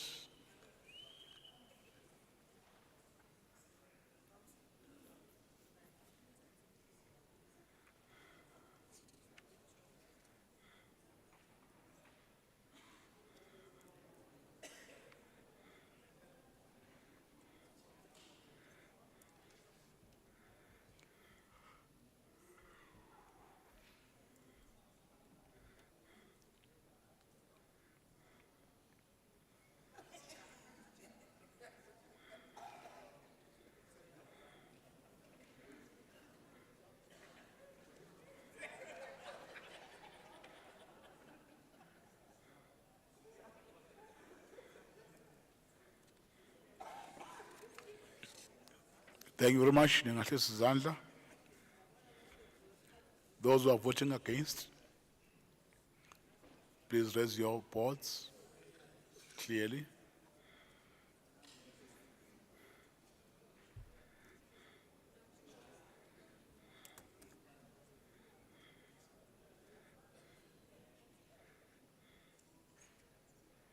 Thank you. You can lower your hands. Those who abstain? Those who abstain?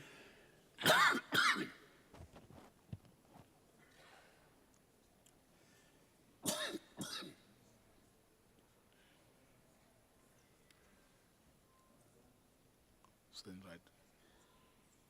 While the team is adding the numbers, lost and found, there is a car keys for Ford vehicle. Tholakale lapha ezansi ematafuleni okusayina register. I'll take it, Speaker. Ukhiye we Ford umnikazi wawo uma esehamba ayule kumina uthatha. Usale ezansi isikhathi ku register, we found this key at the registration venue. Whoever lost his car keys, please come and see me. Ford.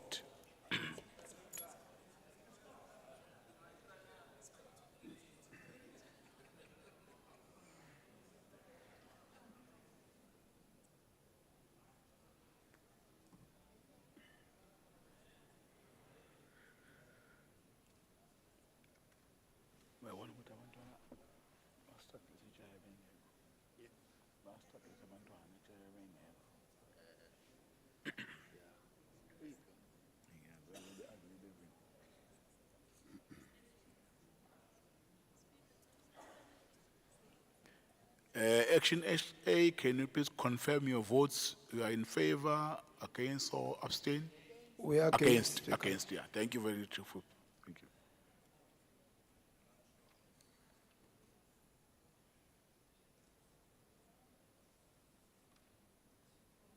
you. Speaker Kusapalu 4. We are against. Yeah, they are collecting that now. Thank you, Speaker. ACTP, can we confirm your votes? ACTP? Speaker, we are against. We're against, okay, thank you.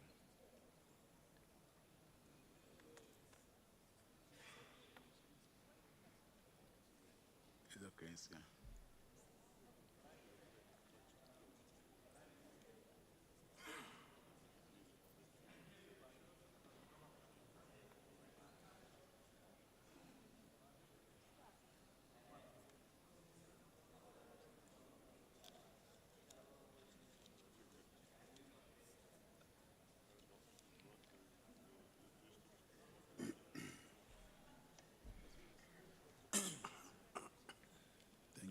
Thank you.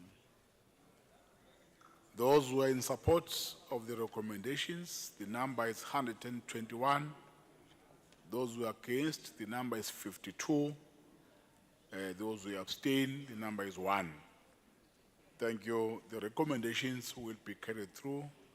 City Manager, let's move to the next item. Thank you very much, Honorable Speaker. The next item is on page 7, is the report of the Human Settlements, Engineering and Transport Committee from their meeting, which was held on the 27th of the 1st, 2025. Item number 1, request for the budget unbundling for the Community Infrastructure Program. Committee recommends. Thank you very much, City Manager. Councillor Z. Kuzwayo, Democratic Alliance, you are number 1. Councillor M.S. Kwala, IFP, you are number 2. Councillor P. Mgwengwe, you are number 3.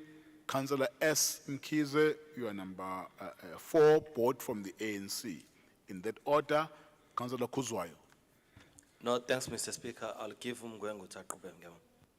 Okay, thank you. Councillor Kwala. Asibonga Somlo. Umuntu ke uyayisupporta i-unbundling. Bese yafisa mhlawumbe ukuthi ke ezingeni le-ESCO lento ye-CIP siyafisa ngathi ngabuye nithi ukuyihlengihlengisa because it was meant ukuthi speed up ama community projects. So kodwa i-delay esikhona kwi-CIP isikhomba ukuthi nje ayiseyona lento eyayiprioritize ukuthi kwenziwa ama quick wins within ama various ward ama council. So isine delay uze kuthiwa kulindelwe i-SCM process yama local yama contractors expire and stuff. Prepare as a project it's a quick win of ama community project. Siyacela ukuthi iESCO ikithi nje kuyibuyekeza ngempela singahlangani nezinkinga ezithi iCIP yethu idelaya whereas kukhona inkinga vele iphayila emawadini. Siyabonga kodwa siyayisupport item. Councillor Mgwengwe. Councillor Mgwengwe. Sibonga somlomo. Ngifisa ukuqhubezela ku council uGwala. Uma kuqhamuka lento yeCIP inhloso kwakuvala igebe phakathi kuka operational budget kanjalo no capital budget emawadini. So ke siyafisa ukuthi engathi lelu hlelo ngoba lunako ukulekelela endaweni zethu la sikhona ukuthi kithi siphinde silibuyekeze nanemali siyinikeza yona. Kodwa ke njenge-ANC siyayamukela i-report esithemba ukuthi kuzohamba ngendlela ekuhleleke ngakhona kuwona wonke amawadi. Siyabonga. Councillor Mkhize. Covered, Speaker. Thank you very much. Councillors, are the recommendation agreed? Thank you very much. Next item, City Manager. Page 8, item 2.2, request for reprioritization of projects. Capital budget for 2024-2025 financial year. Committee recommends. Page 8, then there are four speakers. Councillor Z. Kuzwayo, DA. Councillor Musak Bega, HNSA. Councillor S. Mkhize, ANC. Councillor B. Mgwengwe, ANC. In that order, Councillor Kuzwayo. No, thank you, Mr. Speaker. Greetings to you, Mr. Speaker. Greetings to the Mayor, Deputy Mayor, Ama Councillor, Namakosa Sendlunkulu, Nama officials. Mr. Speaker, maybe before I do my speech, I'd like to seek a legal advice on the issue where the contract is already expires. Is it possible for the council to approve a reprioritization to the project that is already almost 2 months expired? I'm making reference to the amount that is needed, which is 5.8, that is taken from Bambai to Namibia Stop 8, which is a project that contract expired in 18 December 2024. Now, the contract that is expired is at Bambai. The contract that is expired is in Namibia Stop 8, but Right. we are taking the money from Bambai to a Namibia Stop 8. To an expired contract. Yeah, but the contract is already expired. Now you want to find out from the legal whether. Is it legal to do so? Okay, thank you. That's fine. I will invite Usia Bulela to assist council in responding to the question.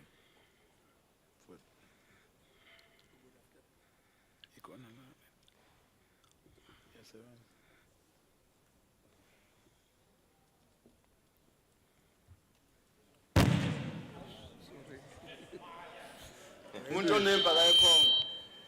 Apologies for that. Good afternoon, Speaker. Thank you. Order, councillors. Thank you for the question. Speaker, I'm struggling with the question because council approves budget, not contracts. So it's difficult to answer the question here. It's budget approval, not approval of the contract. Okay. Thank you, Speaker. Okay, thank you. In other words, Councillor Kuzwayo, just make your point, because council can't discuss contracts for specific project. That is a ruling. Can you please debate on the matter? Mr. Speaker. No, it's Kuzwayo. No. I just want to raise a point. I'm not speaking on the item. You are not recognized as Kuzwayo. But we are about to incur irregular expenditure because you cannot. No, Mthetho, can you allow Kuzwayo to speak? Kuzwayo? Kuzwayo, can you please debate? Speaker. Order, Speaker. Point yale yokuba uHotman. Order, Madala. Councillor. Order Madala. Yeah. Mr. Speaker, we can't allow a situation where this council approves something that is going to be irregular. We must put that on record because if we approve this, it's going to come back as But irregular Mthetho, you expenditure. are not recognized. Order, You must- Speaker. You must know that you are not recognized. Councillor Kuzwayo? But Speaker, you can't preside over irregularity. Point of order, Councillor Speaker. Point of order, Mngango. Speaker, on a point of order, we just been criticized by AG for our failure to play oversight. And the council is asking a question, a pertinent question, not really debating the tender or the award. But this question is pertinent because end of the day, we are the one who must play oversight and avoid irregular expenditure. Now, I don't understand the answer from legal to dispute the responding to the question just because he feel the questions around the tender. I think as council speaker, we can't continuously being criticized by AG, and in this platform, you shut us down in playing oversight. Can legal address the question, understanding, not really responding to the issue of a tender per se? So the Okay. question is relevant to this council. Yeah, your point of order, I'm not sure whether it's directed to the speaker or who, but let me assist council. Councillor Kuzwayo, the ruling has been made already in your question. I'm allowing you a chance to debate the item. In debating the item, you are allowed to raise all your concerns and your question. Then council will record all the issues that we are not happy with the item. Right? Now, I'm inviting you now to debate the item, but if maybe some of the things raised by Councillor Mwango, Councillor Mthetho are also in your mind, you are also allowed to expand on those items so that council can record that, so that when we play oversight, we play that oversight effectively because issues would have been brought to the attention of council for council to act. Councillor Kuzwayo? Speaker, the DA requests 5 minutes caucus. Okay, granted. Ndifuna ukuhamba. Awasigcina kudala.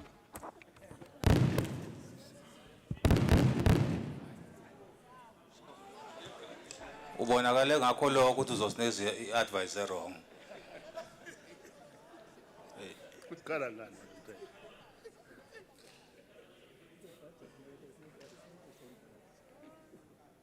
Hey.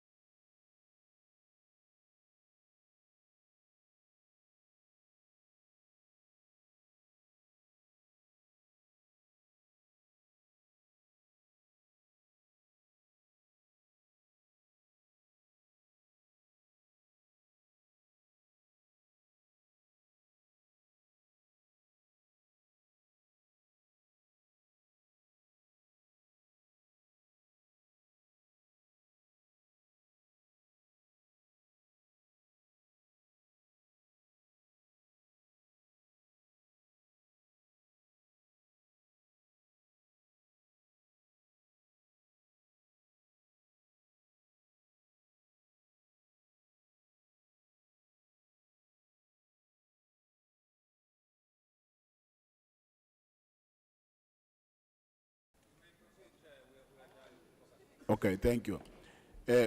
Councillors, because of the concerns raised, because the meeting is being followed by close to 500,000 people That's not true. on our social media, we have to clarify some of the things because there's an accusation that the opinion given by legal, there are some concerns. I will allow legal again to expand and explain on his opinion.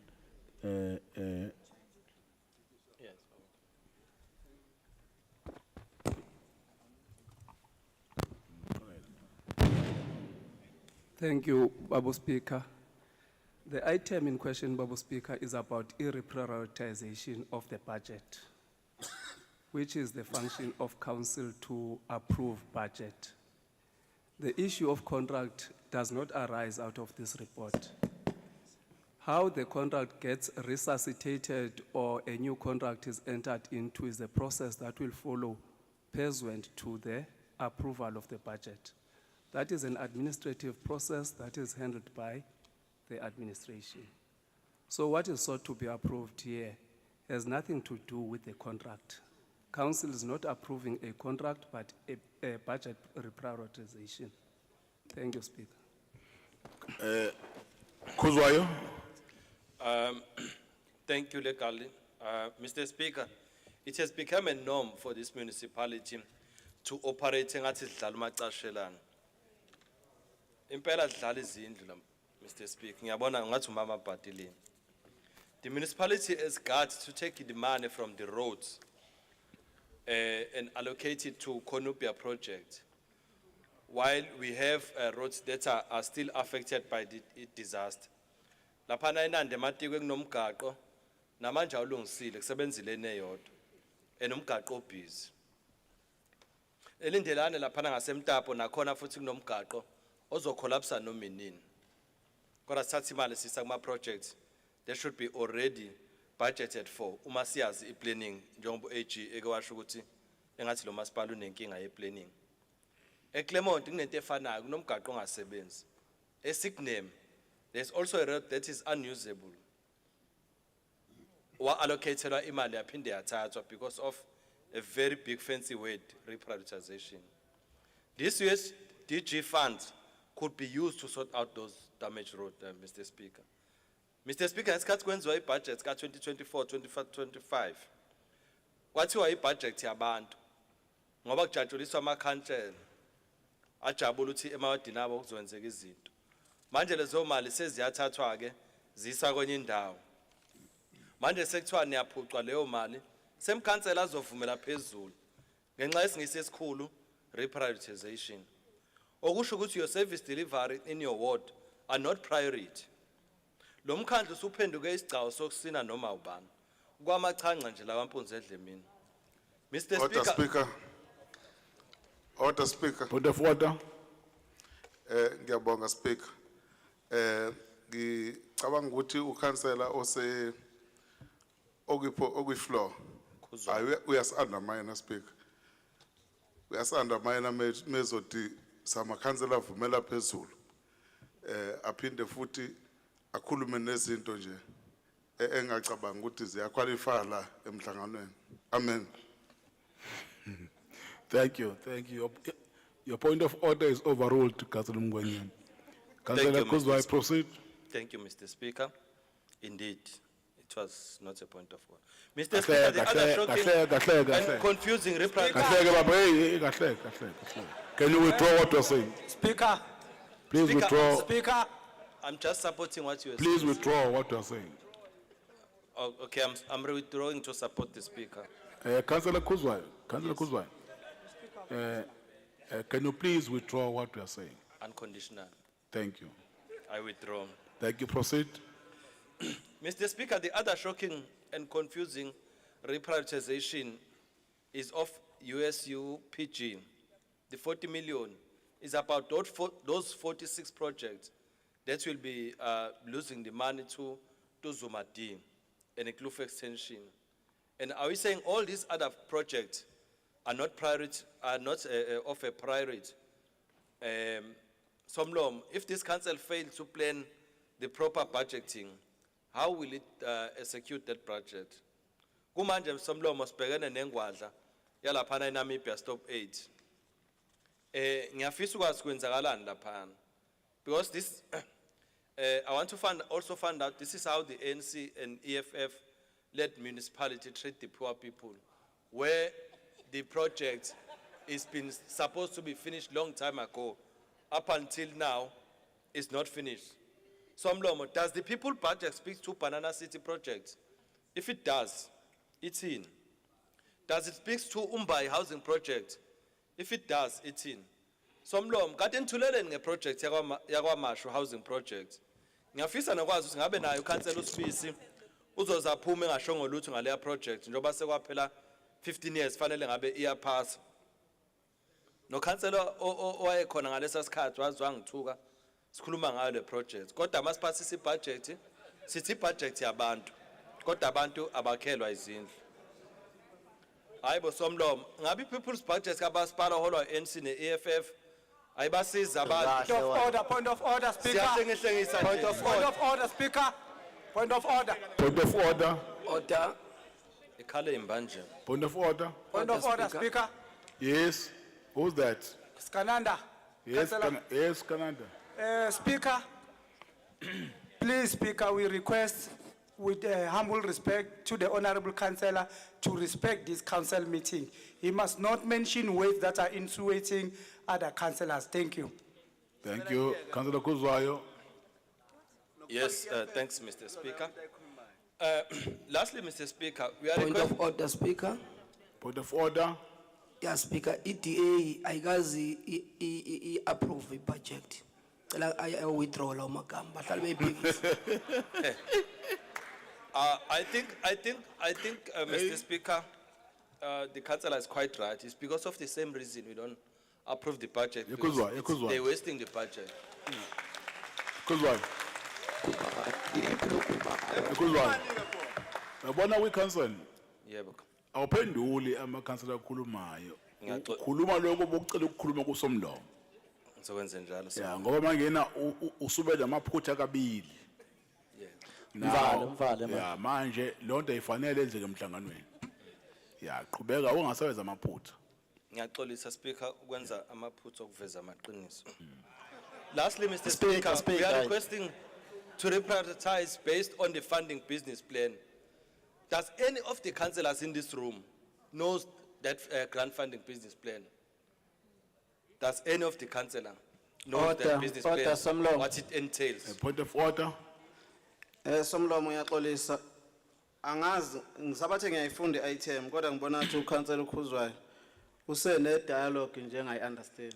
Bengicela Somlomo ukwenje ube Somlomo uqondise uKhuzwayo ngoba uzosilahla manje.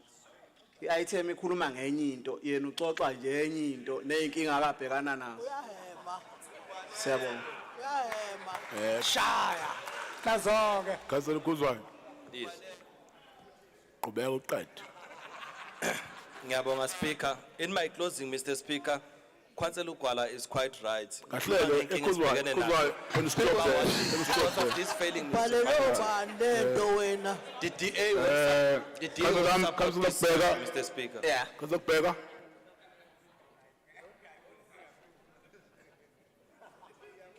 Councillor Bega.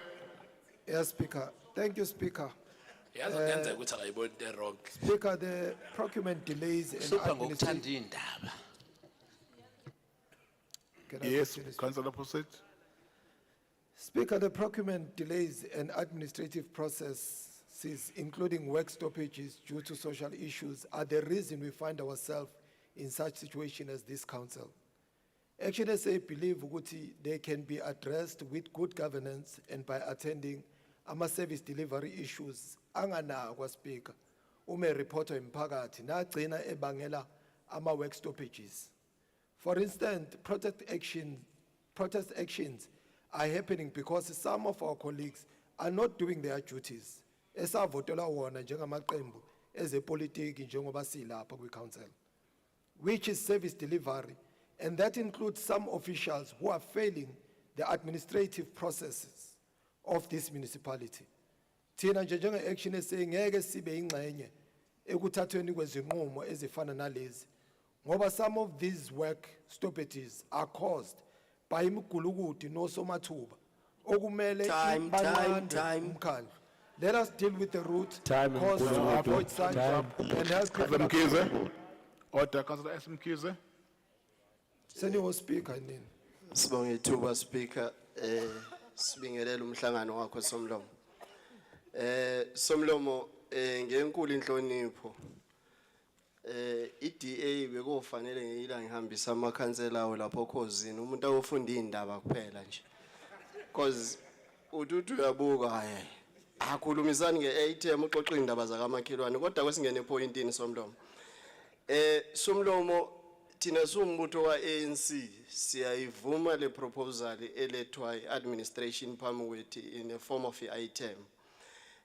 Into esishoyo Somlomo nesikwazile ukuthi sikwazi ukuthi siyithole ukuthi kungani sitransfer izimali ngalesi sikhathi from other project to amanye ama project. And then explanation was given, Chair, that says, and then amanye project asaphelelwe izimali makhona enye project esamile kufanele siqhubeke nokusebenza. Labantu abacomplainayo becomplainela le item ibona kanye Chair abazobuya bazothi iANC yahluleka ukuspend imali emkhandlwini uma ngabe sekuthiwa imali kufanele siphindele emuva.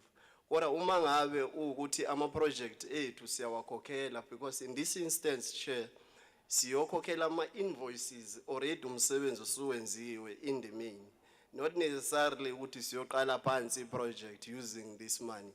And then so besithi Chair as clarify lokho as an ANC we support the item. Thank you very much Chair. Councillor Mgwengwe. I'm covered, Speaker. Thank you very much, councillors. Are the Councillor Nkosi? Yeah, sorry, Somlom. There was a very serious allegation that were made here about the contract that have expired. I'm trying to read, maybe Councillor Kuzwa can assist, so then we're able to take decisions in a correct way, because I can't find it in the Committee of Human Settlement and Engineering. Please, Somlom. Yeah, no, I got your point, Councillor Nkosi, as other councillors have already alluded that most of the things that were said by Councillor Kuzwa were not contained in the report. But I don't want to open a Order, debate. Speaker. I Order, don't Speaker. want to open a debate for that. Order, Speaker. No. Let me finish. I don't want to open a debate, Councillor Nkosi, for that. I think all the points raised are recorded. They will be processed accordingly. They are official. Order, Speaker. Are the recognition Order, Speaker. great? No. We are not recognized. No. You are not Speaker, you must recognized. recognize me because you mentioned my name. You are not. You are not. Anything And khuluma ngayo Speaker naye. Next Naye, item. ila. Next item. No, Ila. Speaker. DA does not agree Speaker. to speak it. Oh, DA is Sithatha. not Oh, agreeing. they are. Nah, Can I have the screen, please? Yeah. There are those who are saying no. Oh. Speaker, your mics don't work. We can't raise points of order. Those who are in support, please raise your hands. Speaker, a point of order was raised. I said I don't recognize it. How can you not recognize a point of order? I've already decided not to recognize it. This is why we called for your removal.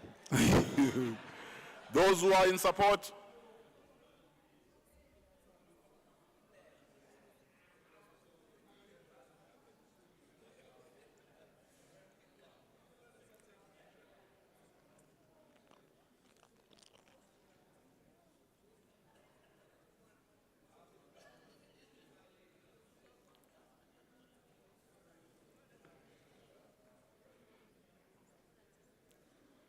thank you. You can lower your hands. Those who are voting against, raise your pot and make sure you are cleared. Funde indaba ekhosini.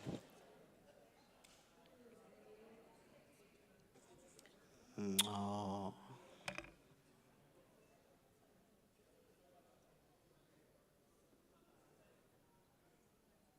Thank you. Those who abstain,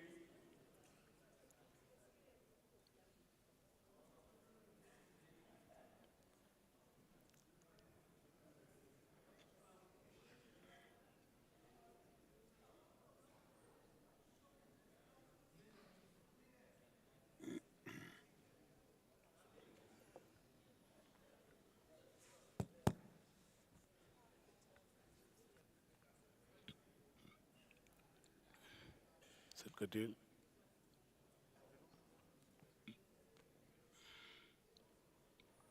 Speaker, Speaker, No, my, my vote is not registered. No, we're still doing some work here. Yeah. Can you confirm your vote, Councillor Pillay? Support. Support, okay. We're still sorting that. But while the team is sorting the vote, Councillor Kuzwayo, KZNI.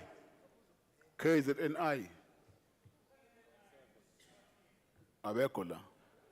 Okay, I do want to address you, Councillor Kuzwayo. When you requested an opinion, you were given an answer that the issue you are raising is not contained in the report. Because the report is about the budget, not the contract. Councillors who have been debating the matter have been emphasizing that. Now, in responding to Councillor Nkosi, was just a repetition of what Lekal has confirmed, that the report is about the reprioritization, not about contract that you were referring to. Now, I can see Point that, of order, Speaker. I can see that now you want to behave as if Point of order, Speaker. you are being suppressed, while you know that is an answer that was given. That Point the report, of order, Speaker. The report is not about the contract, it's about the reprioritization. Yes, point of order. Sorry, Speaker. Sorry, sir, sorry. Lower your hand, lower your hand. No, Speaker, you No, no, cannot no. address this issue. We voted on it already. Lower Now your you hand. still want to discuss No, it. listen. But we voted on it. Listen. You are not the speaker. Listen. Don't be emotional. I'm running a council meeting here. It is my responsibility to clarify and explain things to individual councillors. Speaker, with all due respect, Order. then you should have done that before we voted. Order. Order. Otherwise, if you want to leave the meeting, you better leave. Kick him out. Kick him out. Because if Kick him out. Order. Councillors, order. Councillors, there's nothing wrong.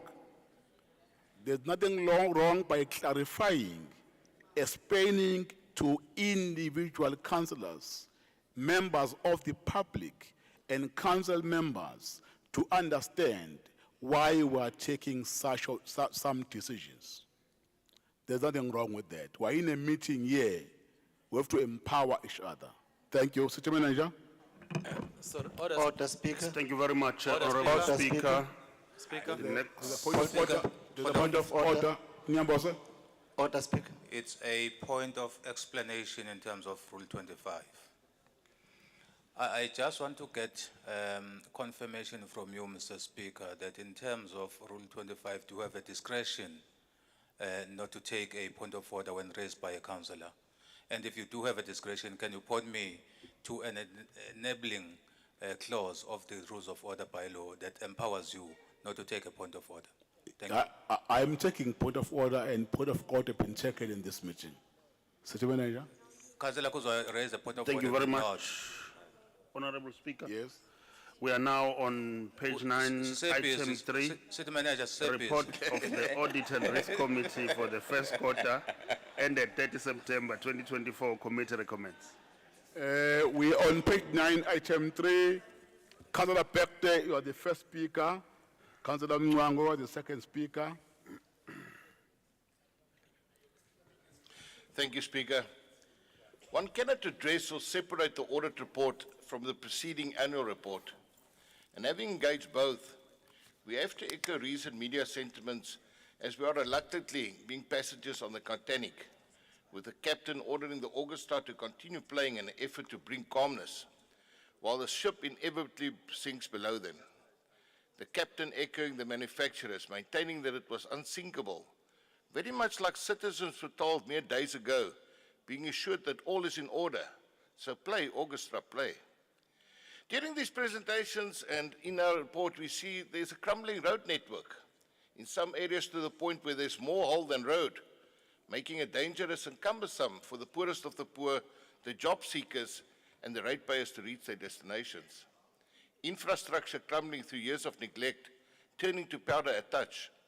Days, weeks, even months of water shortages and deprivation, while precious water runs and disappears in the soil, causing excessive overgrowth that will in any case not be cut back or cleared, all because leaks are not repaired or meters remain out of stock. We have housing backlogs, forcing people to live on the street, in bushes or stormwater gullies, sharing space with rats and vermin that feast on uncollected litter and feces. The captain boasted the ship is financially sound. Creditors are paid in time.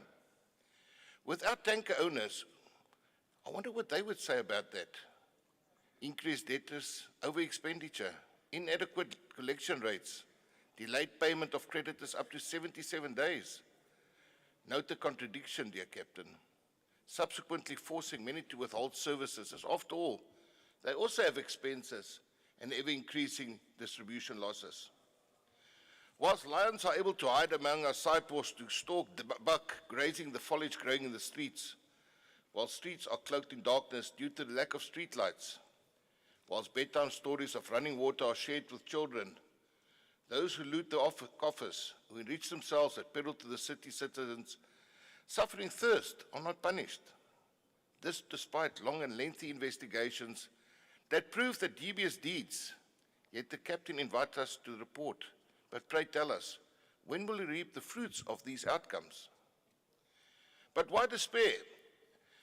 If there is no bread, let us eat cake, bought off the back of yet another loan, as after all, the cost of servicing repayments can be likened to repairs of a treatment works, the cause of a less than nutty smell that lingers over a large part of the city. While we failed to read 400 water meters and 31,000 electricity meters for 3 months or longer in the previous financial year, 45 officials and potential political employees failed to declare their or their families' interest in contracts worth 98 million, a third of the 300 million needed to fix the streetlights or buy an additional 49 new water tankers.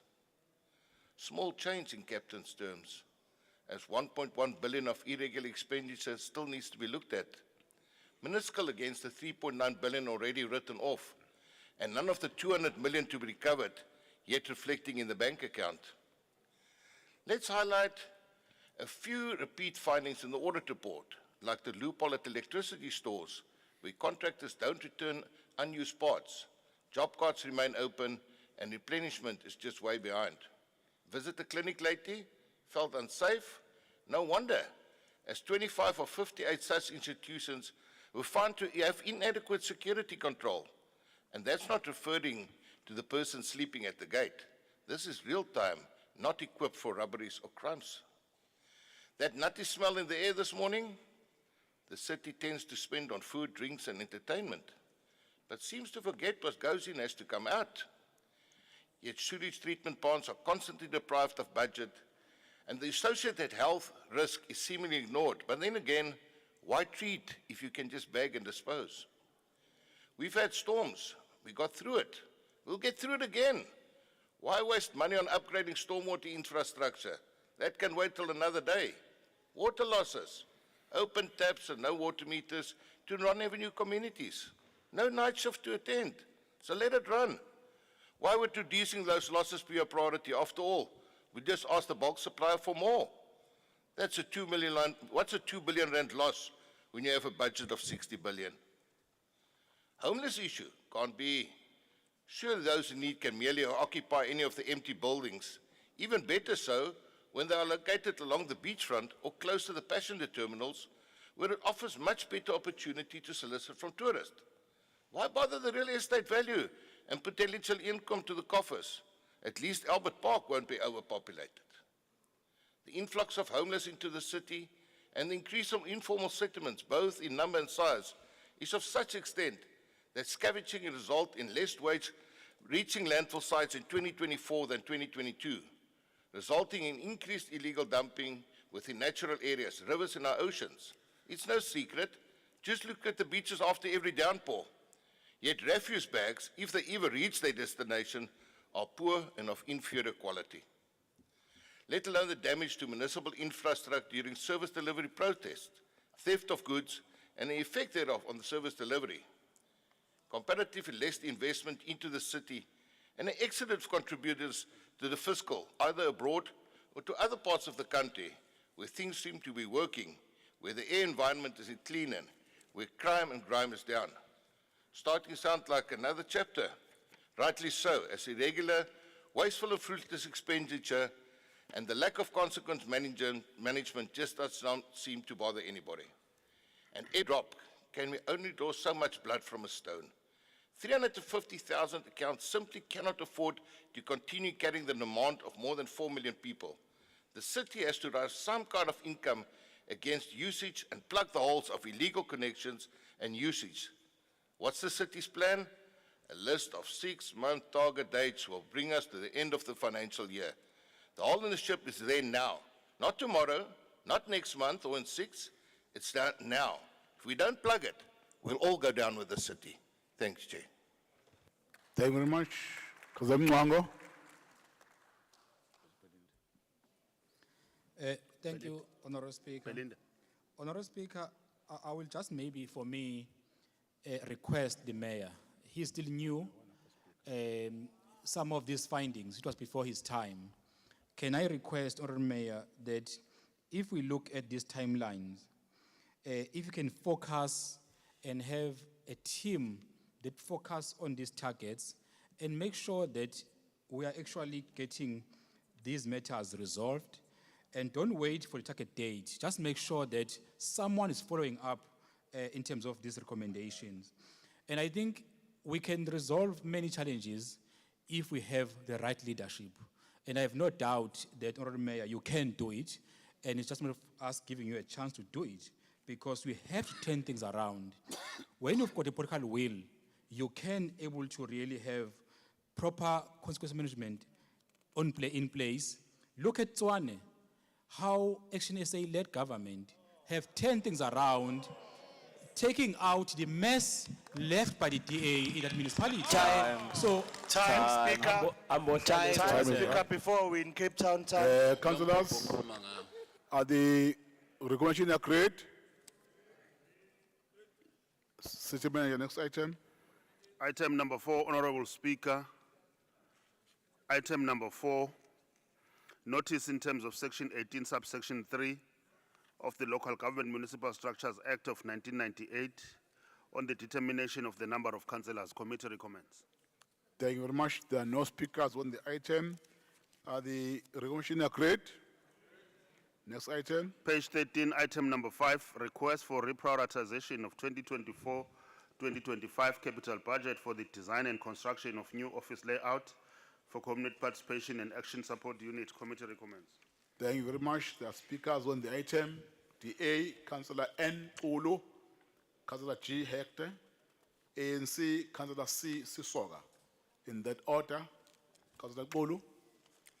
Speaker, today I stand before you deeply concerned about the proposal to reprioritize funds away from essential poverty alleviation projects, such as our beloved soup kitchens.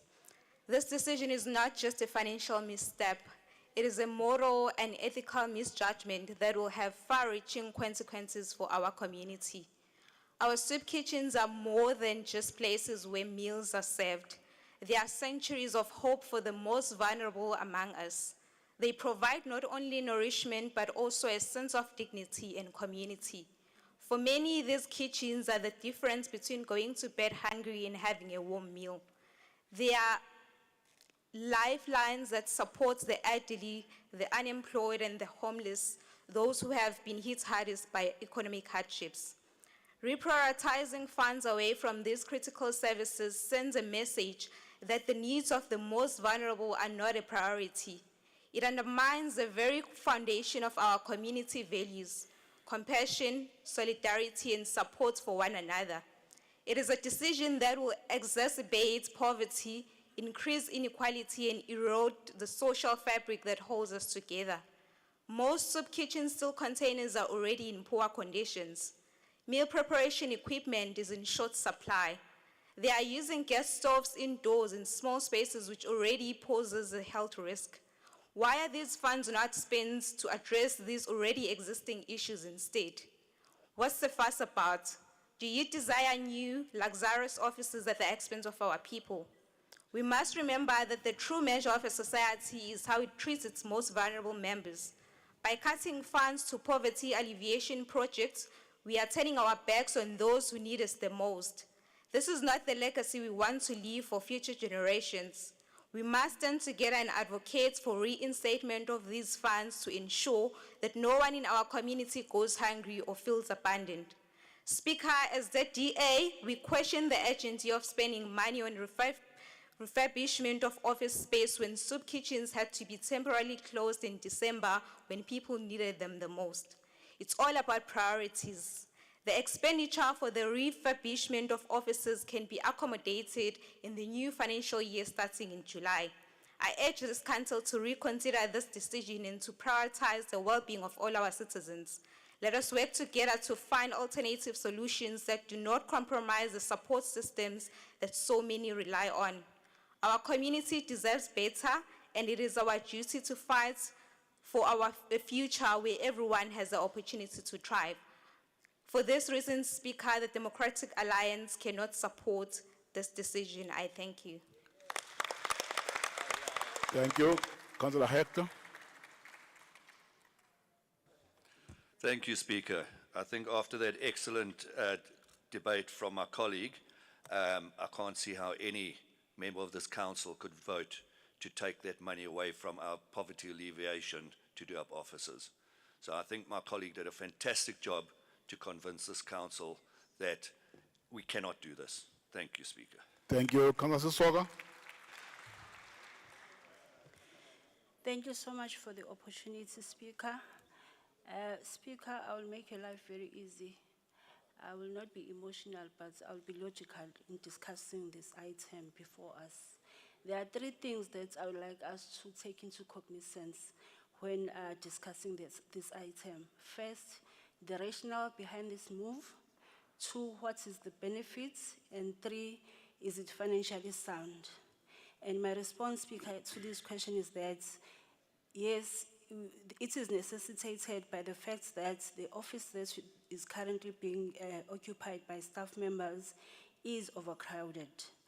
Secondary to that, there is a health and safety audit report that has declared the current offices that they occupy as non-compliant, which again, we need to be very considerate to our staff members if we need them to be effective in delivering their duties. And another item is that the report is 6 years old. So we have failed for the past 6 years to correct this in accommodating our staff members, which means we are not in compliant and we are not mindful, and spirit of Ubuntu towards our staff members is not there, and they are very critical in our service delivery. The second question, what will be the benefits? The benefits is that the well-being of our staff members will be taken care of, as the space that we want to move to and petition is going to accommodate all of them. And number 2, the audit reports that was presented to us earlier on did touch off one of a very critical point, in that the space currently, you have our executive working from an embassy building, and you've got our junior staff members in Pinetown. So it makes it difficult for the senior staff members to play an oversight and monitor the work that is being done by junior staff members. So if they were to occupy one office space, it will make it easier for the work to be done and done accordingly.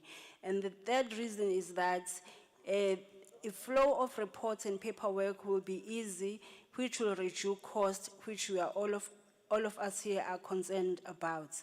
And then we are envisaging that we are going to be employing more staff members.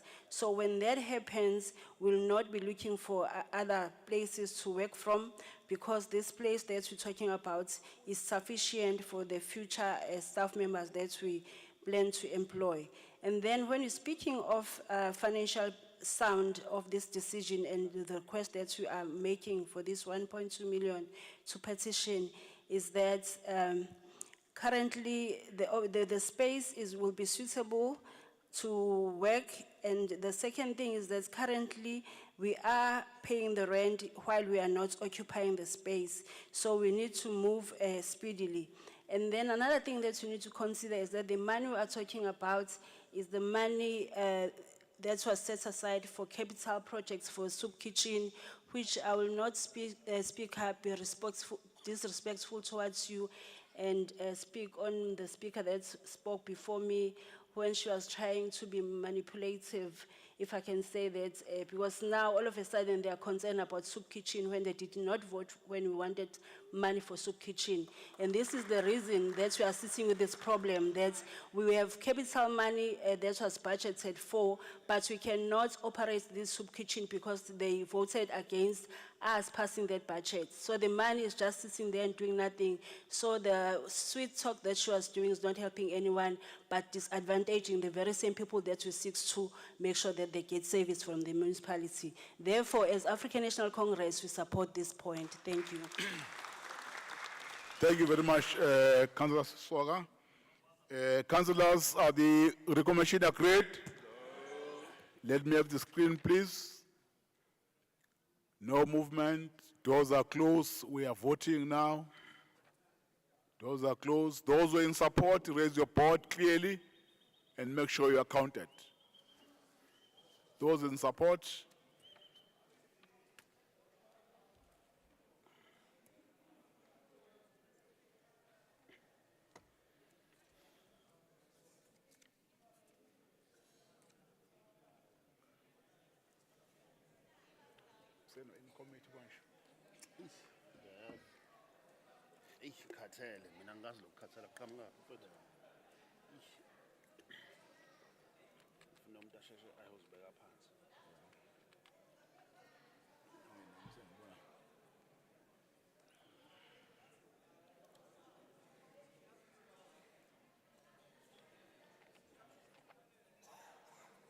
Nebam, right.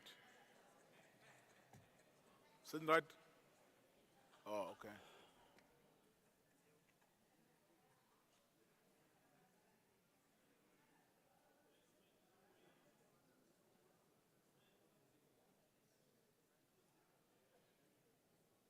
Ubani? Right. Atek, can you please confirm there's confusion with your hand, whether it was up or down? We were voting in favor. Okay. Okay. Right, those who are voting against?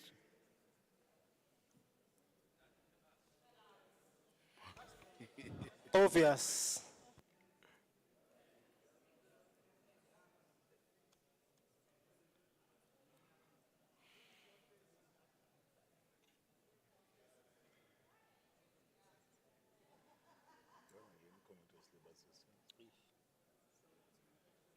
Thank you very much. Those who abstain? Those who abstain, there's a hand there. There's one.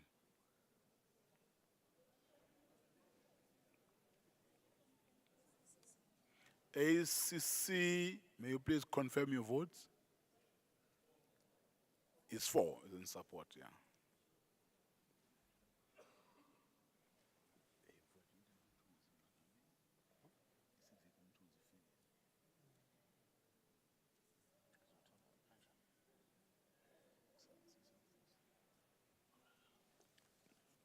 Thank you. Those who in support, 1, 2, 4. Those who voted against, 47. Those who abstain, 1.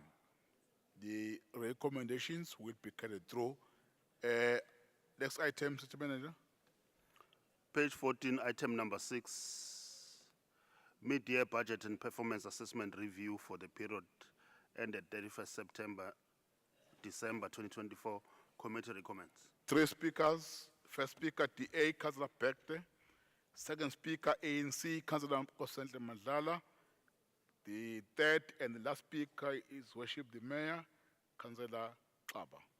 In that order, Councillor Bekte. Thank you very much, Speaker. The day started with the annual report, followed by the audit report, and here we are at chapter 3. Had this been a child, one would have expected that lessons had been learned an improvement achieved to pass the grade. The festive season upon us, and the mayor announced that 44 pools were open. In fact, it was only 42 of 56. 12 were not open.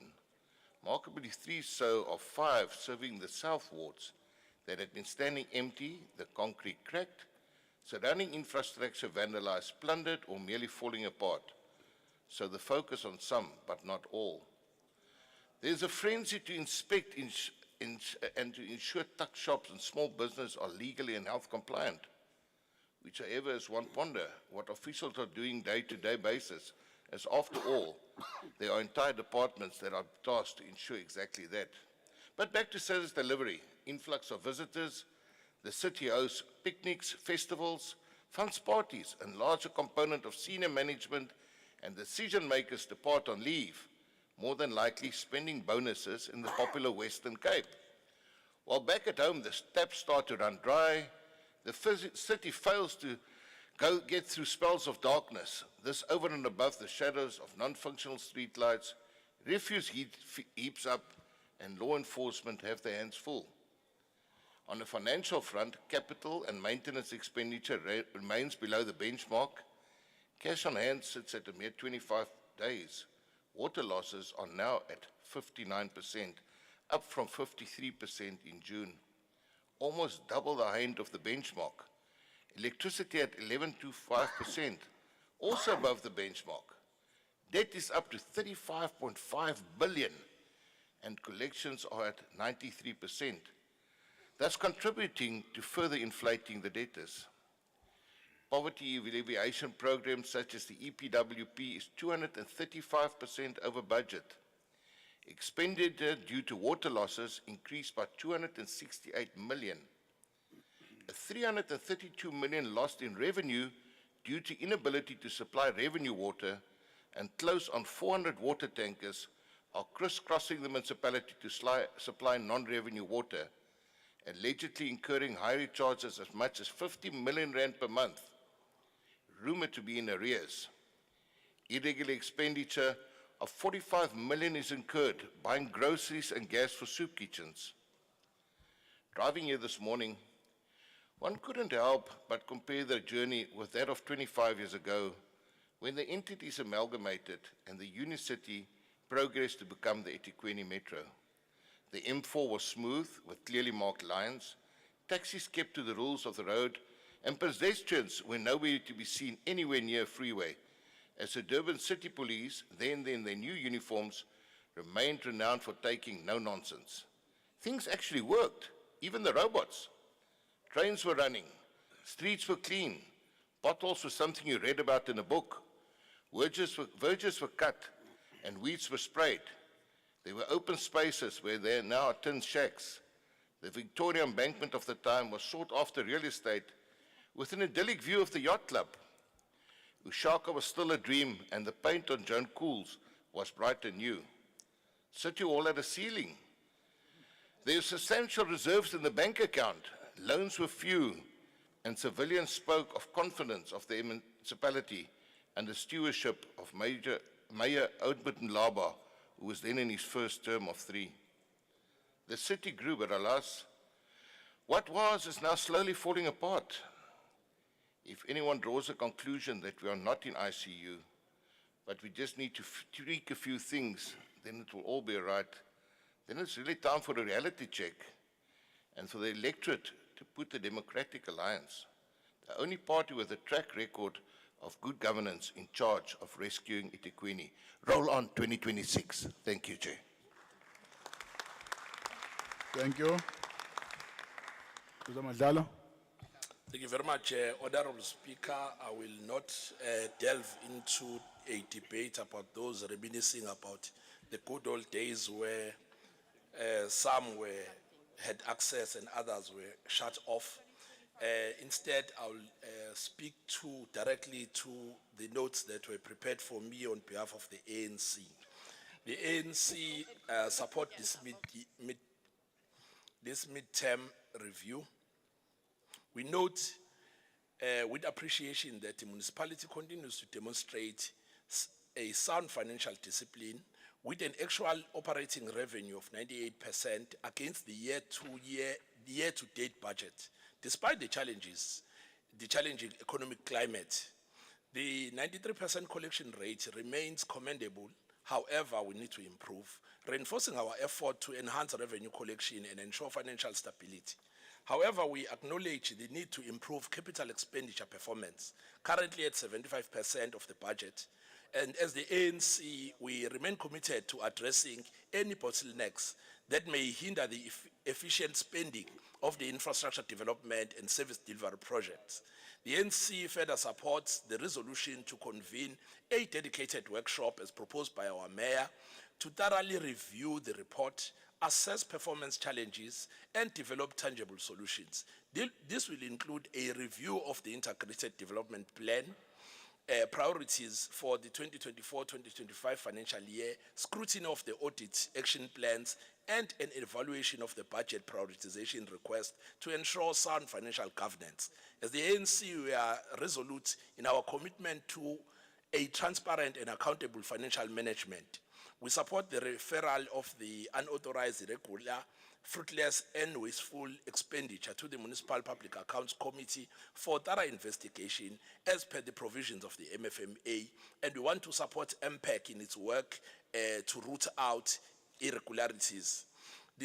This demonstrates our unwavering stance against financial mismanagement and our determination to uphold the principles of good governance. In our agenda today, Speaker, will demonstrate this later when we present the report of the Financial Mismanagement Disciplinary Board, wherein we will be dealing with some of the issues that were raised by the AG. In line with Section 28 of the MFMA, we further endorse the preparation of an adjustment budget to ensure that the municipal resources are optimally allocated to meet the developmental needs of our people. The ANC remains committed to ensuring that the municipality remains financially stable, service delivery remains uninterrupted, and the aspirations of the people of eThekwini are realized. As the ANC, we support this. Thank you. Thank you very much. His Worship, Mayor. Thank you very much. I wish to support everything that Councillor Mandlala has said, and then say that Councillor Beatge painted a grim picture. He says the city is not clean. He knows very well that that is not true, and we're working very hard to ensure that we keep our city clean, and that has been acknowledged by many people, including people who are even not from this city. He says the robots are not working. He knows that very well, that there's not a single robot that I've seen, for example, that is not working, sir. Yes, that is true, that is true. If there's any robot that is not working, please, we are available, just report that to us and we'll attend to it. We will attend to it. And you're saying that there are veggies that are not cut and so on and so forth. I think we must not come here and grandstand about the city. If you need vote, go out and tell people what you are capable of, and not speak the untruth to the people. I'm not going to accept that. And you are saying that, and you are often saying that, the cash on hand is 25 days. It is not true. You know for a fact that it's 27 days excluding the grants. And yes, no. And I think Mandlala has put it correctly, that we have convened, we took a resolution, he was in the ESCO, that will convene a weekend meeting to consider these issues. One is the IDP. We are reviewing the current IDP because we believe that the current IDP needs to be reviewed, and we'll also be looking at 24-25 key priorities. We'll be looking into this, drilling down into the details of it, the midterm budget and performance report. We will need to look at the actual performance. Are we really doing what, meeting the targets as we set them out to meet?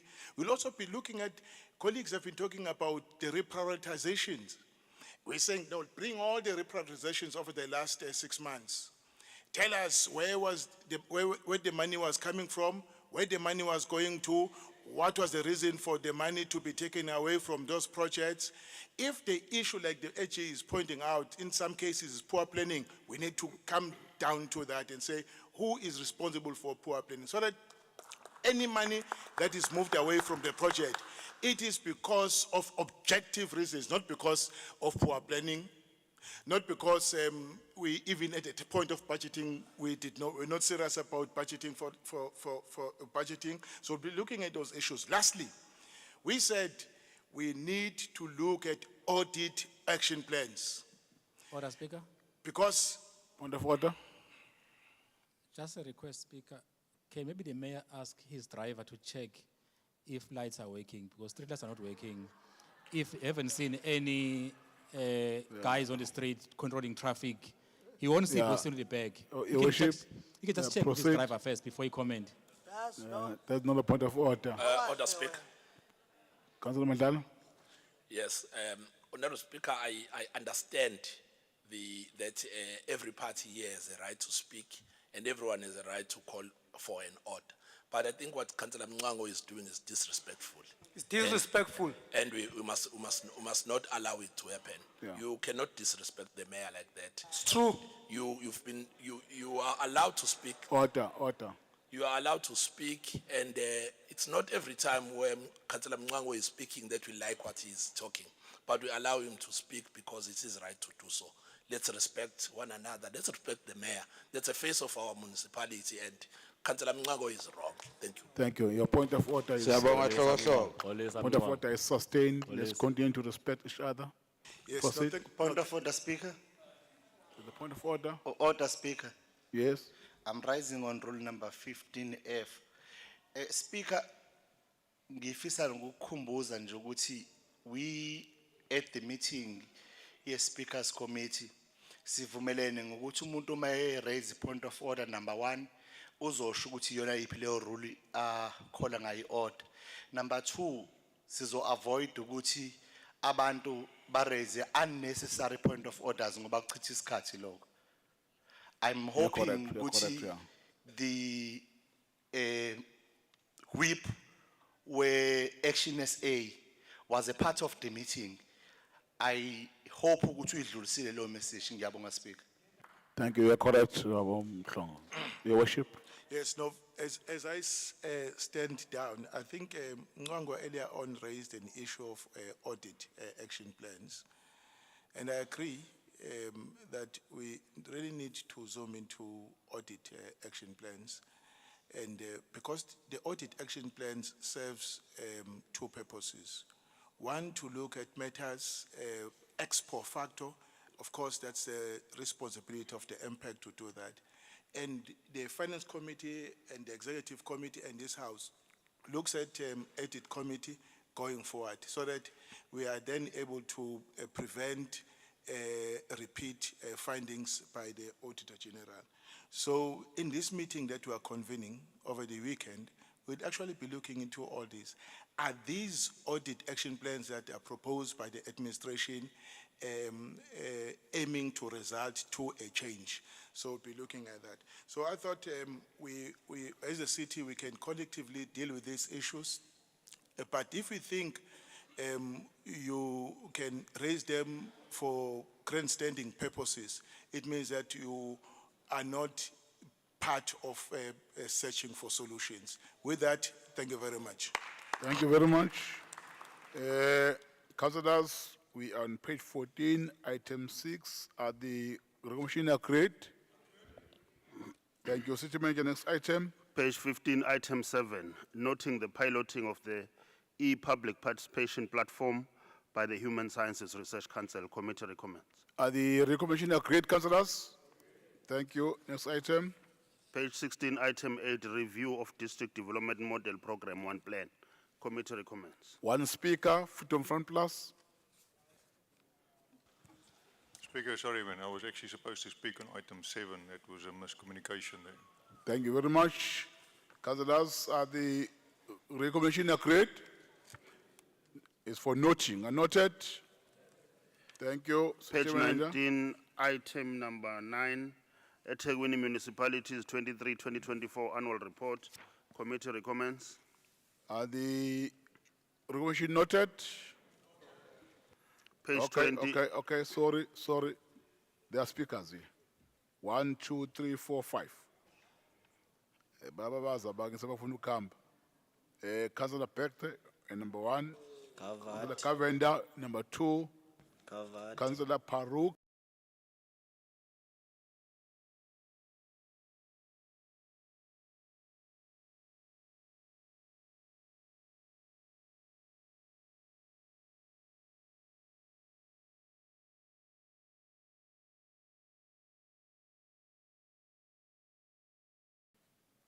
Page 19, item 9. Yeah, you know, I was wondering whether I should actually say something or not. Because we have got onto the annual report. And you know, I don't want to stay too late, Chair, and I don't want to keep us, because I still want to drive home tonight in the darkness, before darkness falls, and I want to get through all those stop streets before we hit, or the robots before we hit the peak hour, because it takes quite long when you have to rely on the homeless to direct traffic when it's not working. So I'm going to refrain from this in the interest of time, so that some of us who don't have drivers can get home safe. Thank you, Thank Chair. you. Councillor Kavenda. Thank you, Chair. I'm also covered because I want to get home because I don't have street lights from most of Durban to Tongaat. So it's safer to get home earlier in eThekwini. Okay, Councillor Madala. Thank you very much, Honorable Speaker. We note the sarcastic note from the benches across, and we feel that sometimes we just need to ignore.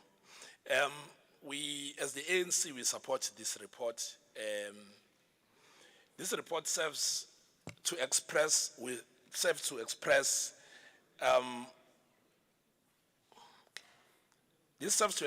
our support as the ANC for the draft eThekwini annual report as tabled according to section 127 of the Local Government Municipal Finance Management Act. It outlines the municipality's performance against its predetermined strategic and operational plans, providing a transparent account of service delivery and infrastructure development and financial performance. In line with what we said earlier, that there's going to be a workshop, we are also going to talk to some of these issues in the workshop because it also aligns. One needs to note that this is a very difficult financial economic climate, and our people have really been suffering. One, to pay for municipal services and to also make a living.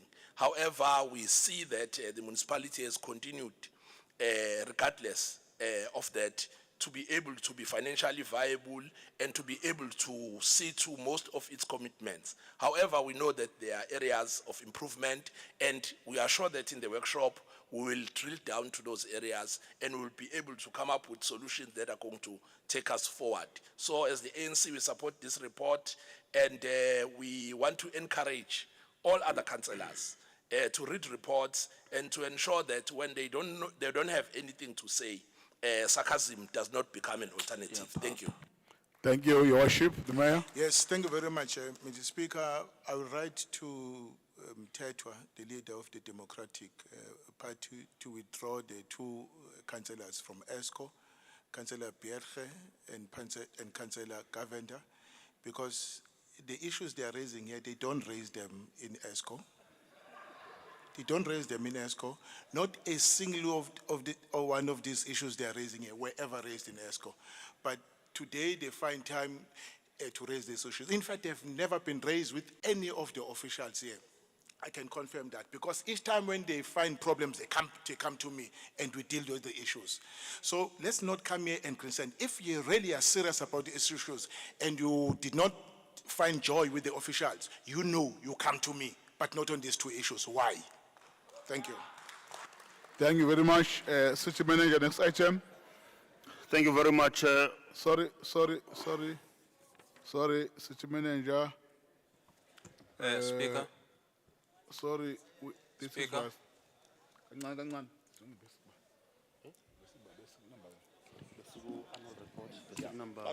Are the recommendation noted? Thank you. Nyambose? Manje phela usanginika ngethuba uma ube addressa mina bekufanele ngimphendule. Kwenziwa kanjalo hayi. Ayenziwa leyo nto. Sithi mina kahleni. Ngiya-addresswa yini mina? Kahleni. Hey, iGrootman. Kahleni. Kusho ukuthi kube iphuthu kunikeza ukudla ngo1. Beniphethe kahle kuseni ngadlile. Kwanakala mase nginikeza ukudla. Meke nadla nje hayi nashintsha. Ake niqhubeke niphathe kahle. Otherwise in future I will give you ukudla ngo4. City Manager. Thank you very much. Page 20, item number 10, 2024-2025 mid-year performance assessment report. Committee recommends. I've got speakers here. Councillor Peck, they are number 1. Councillor Pega, number 3. Madlala, number 4. His Worship, the Mayor, number 5. Councillor Peck. Item 10, page 20. Covered. Covered, okay? Upega? I think the issue has been covered, Speaker. We did deal with the midterm report. Oh, okay. City Manager, let's move to page 20. No. We're done now with this agenda. We're going to move to the second. There's page 21. 21. DBIP. Okay, there's page 21. 21 to 23. Item 11, somewhere. Okay, right. Okay, page 21, item 11. City Manager. Thank you very much. Page 21, item 11, service delivery and budget implementation plan for quarter ended 31st December 2024. Committee recommends. Are the recommendations agreed? Page noting. 23. Thank you. Page 23, mid-year amendments to the service delivery and budget implementation plan. Committee recommends. 23, item 12. Are the recommendations agreed, councillors? Thank you. Okay. We will invite, okay, in comment, no? Yeah, we will go back to our main agenda, councillors. We are done now with the first report of the executive, the second report. We are now going to the ethics report. Point of order. It's going to be laid on Point of order, Mr. Speaker. Point of order recognized. Thank you, Mr. Speaker. The point of order I raise is the question of how we're going to proceed on this matter, because I addressed an email to you late last night. Order.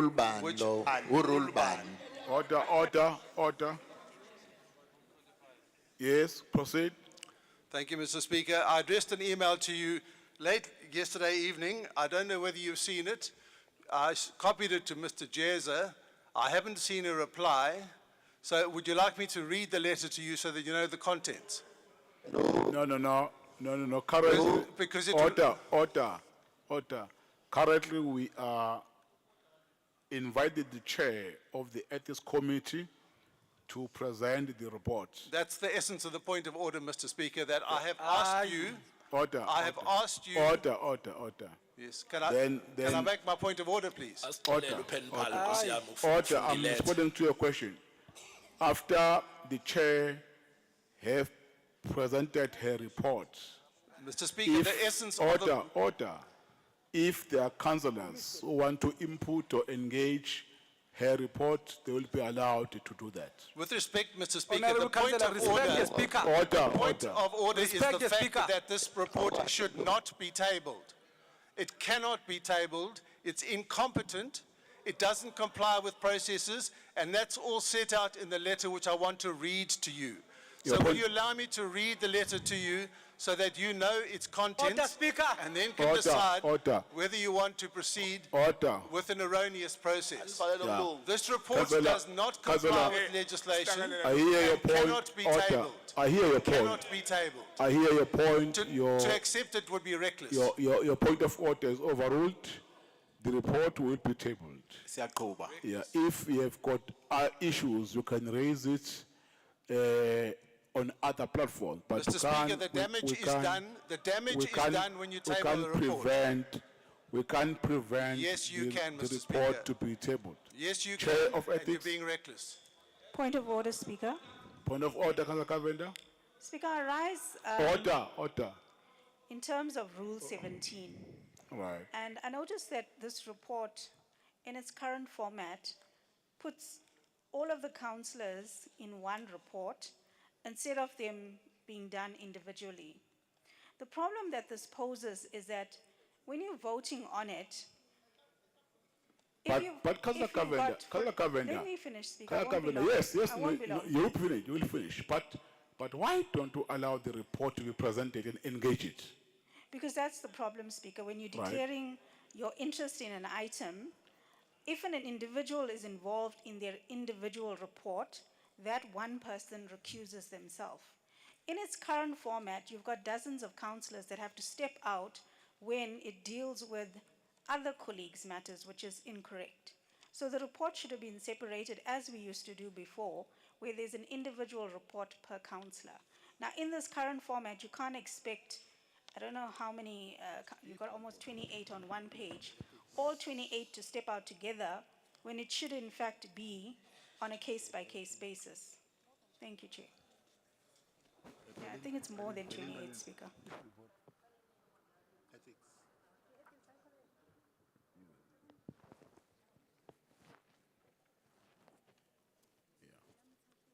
Now, I can see that from the benches of the DA, there are attempts to prevent the report to be presented because of the issues they are raising. But I will continue to persuade you and persuade council for the report to be tabled, then invite whoever want to engage the report, to critique it, raise concerns, objections, then those people will be allowed an opportunity to do so. I suggest that we proceed and table the report, then we invite those who want to engage the report. Speaker, Yes. that's a point of order, Speaker, on Rule 17 again. Just to check, because when you open a meeting, you ask us to declare interest. Right. Now, what then happened in the middle of a meeting, you lay an item, but the record will show that none of the councillors declared interest from the beginning of the meeting. Now, how that worked out, because our record will show that no one declared interest from the beginning of the meeting. Maybe to avoid this, laid on table items should be, because we're only getting a report now.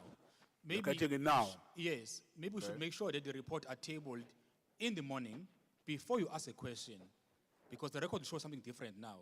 I'm Okay. not sure legally how we're gonna manage such. Okay.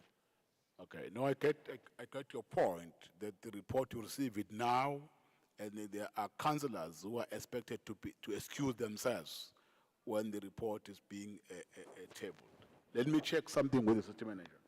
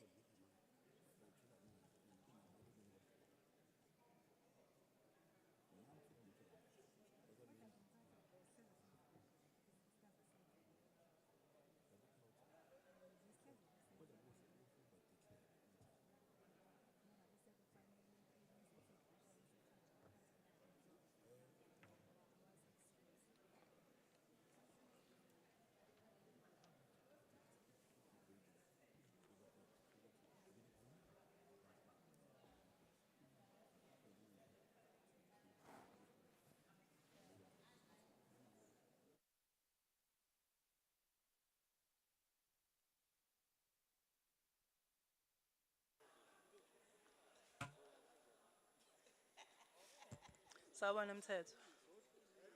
Uyaphila.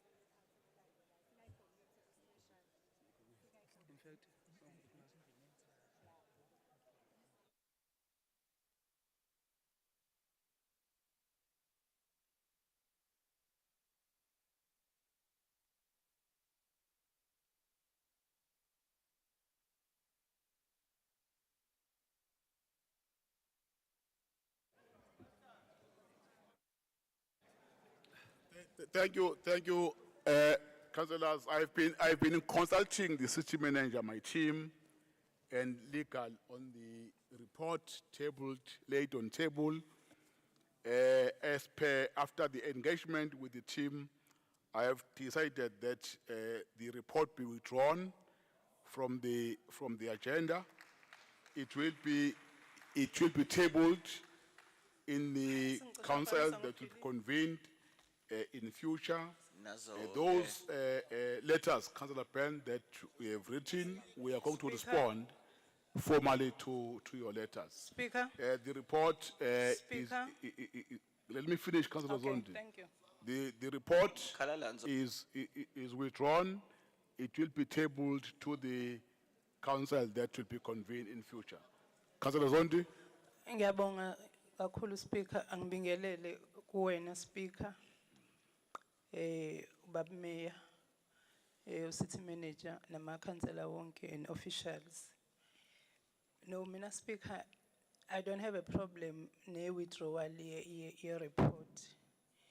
But ngiyafisa Speaker council ithathe serious into ye ethics kungabi by the way, because njengoba kwenzeka namhlanje sizithola sikulesi simo, it's because ama report ethics makufanele angene kwi council angena aqhamuka seku very late bese ya withdraw. It's not the first time kuthiwa azongena kwi council elandelayo. Lento yenzeka ukuthi sithole sinomsebenzi omningi namhlanje akufanele ngabe sinama councillors amaningi angaka aphumayo ukuba I report ye ethics ithathwa serious we cancel. Now Speaker ke ngifisa ukusho nje ukuthi uma ubuka le report inama cases ango 2023 efanele ngabe asangena la kwi cancel. Ingakho ilokhe icarrisha. If isayibuya futhi Speaker izobuyisa inamanye futhi sebebaningi abantu sebefanele Point of order, Speaker.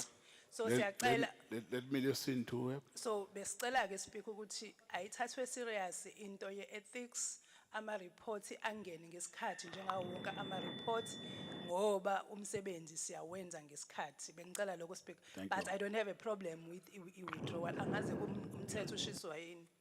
Thanks, your chairperson. Your points are all taken. We understand your frustrations. Council committed itself to work with your office to address some of the gaps or limitations that we have identified. Councillor Nyambosa, your hand, then Madala. No, angikho right ngoba ngenzela ukuthi in future, Chair, in terms of this book, your ruling is final. No one should be questioning your ruling. You ruled on this matter. We should have proceeded without her questioning your ruling. Okay, thank you. Yeah, Yazo, you are okay. correct. You are correct, Councillor Nyambosa. Madala, your hand was up. Yes, thank you very much, Honourable Speaker. It's a point of clarity in terms of our rules governing the manner in which we conduct ourselves in meetings. One, Speaker, is that when this report was presented, Councillor Ben raised his hand and objected. And I'm sure other councillors have spoken. Now, paging through the report, although we're not going to be dealing with it, I saw that his name is mentioned there in the report. Is that ethical? Is that allowed in a meeting that someone objects to a report Next that item, he is please. mentioned in? Like Councillor Ben spoke, Councillor Biedge.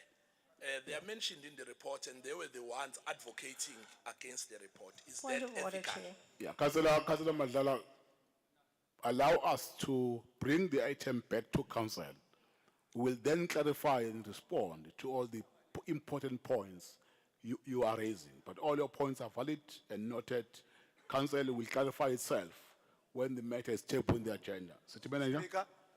Speaker? Yeah, who's that? Yeah, it's me, Speaker. Yes, Councillor Kaukwena? No, Speaker, we just want to have a reason. Why are we withdrawing it? I'm just a bit curious here because the item was here with us, but we never had a reason. You said you have discussed it with legal. What is the reason for the Yeah, okay. withdrawal? Yeah. Uzok-emailela uSpeaker ama-reasons. Order. Order, Councillor Kwela, can you please allow us to proceed? We'll provide all those reasons in the meeting in future. City Manager? It's because there is Councillor Bechte, Councillor McPherson, Councillor Ben. as part of Councillors, we are this now report. dealing with the motions. We are done now. We are going to move to the motions. Notices of motions are on page, let me check here. I'll go plant. 16.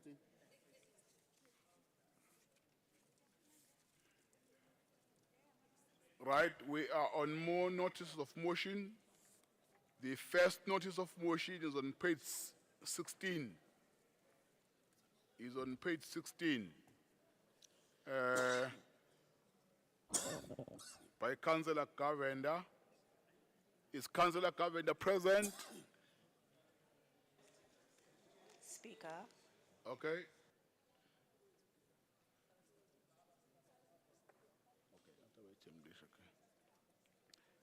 I will now invite Councillor Govender to table the motion. Govender?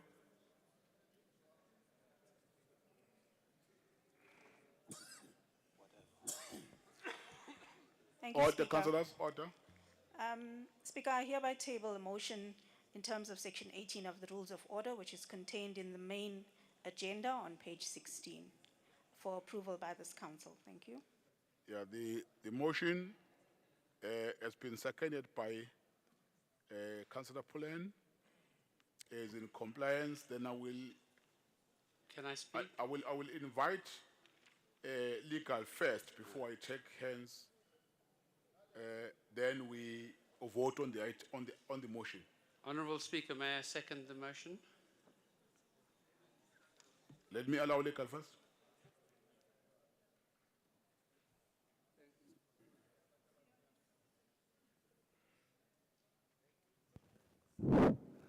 Thank you, Speaker. Speaker, this motion has got some legal problems. The resolution that is being sought here, Speaker, seeks to mandate the EXCO to do something that is not allowed in law to do. It seeks that EXCO investigate the possibility of emergency procurement. EXCO cannot deal with such. That is something that is the competence rests with the administration, not the EXCO. And secondly, even if it were to be directed to the administration, you can't determine one particular type of procurement. Thank you, Speaker.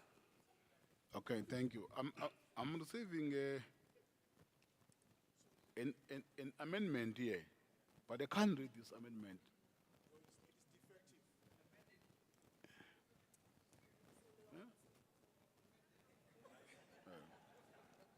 Yeah, thank you.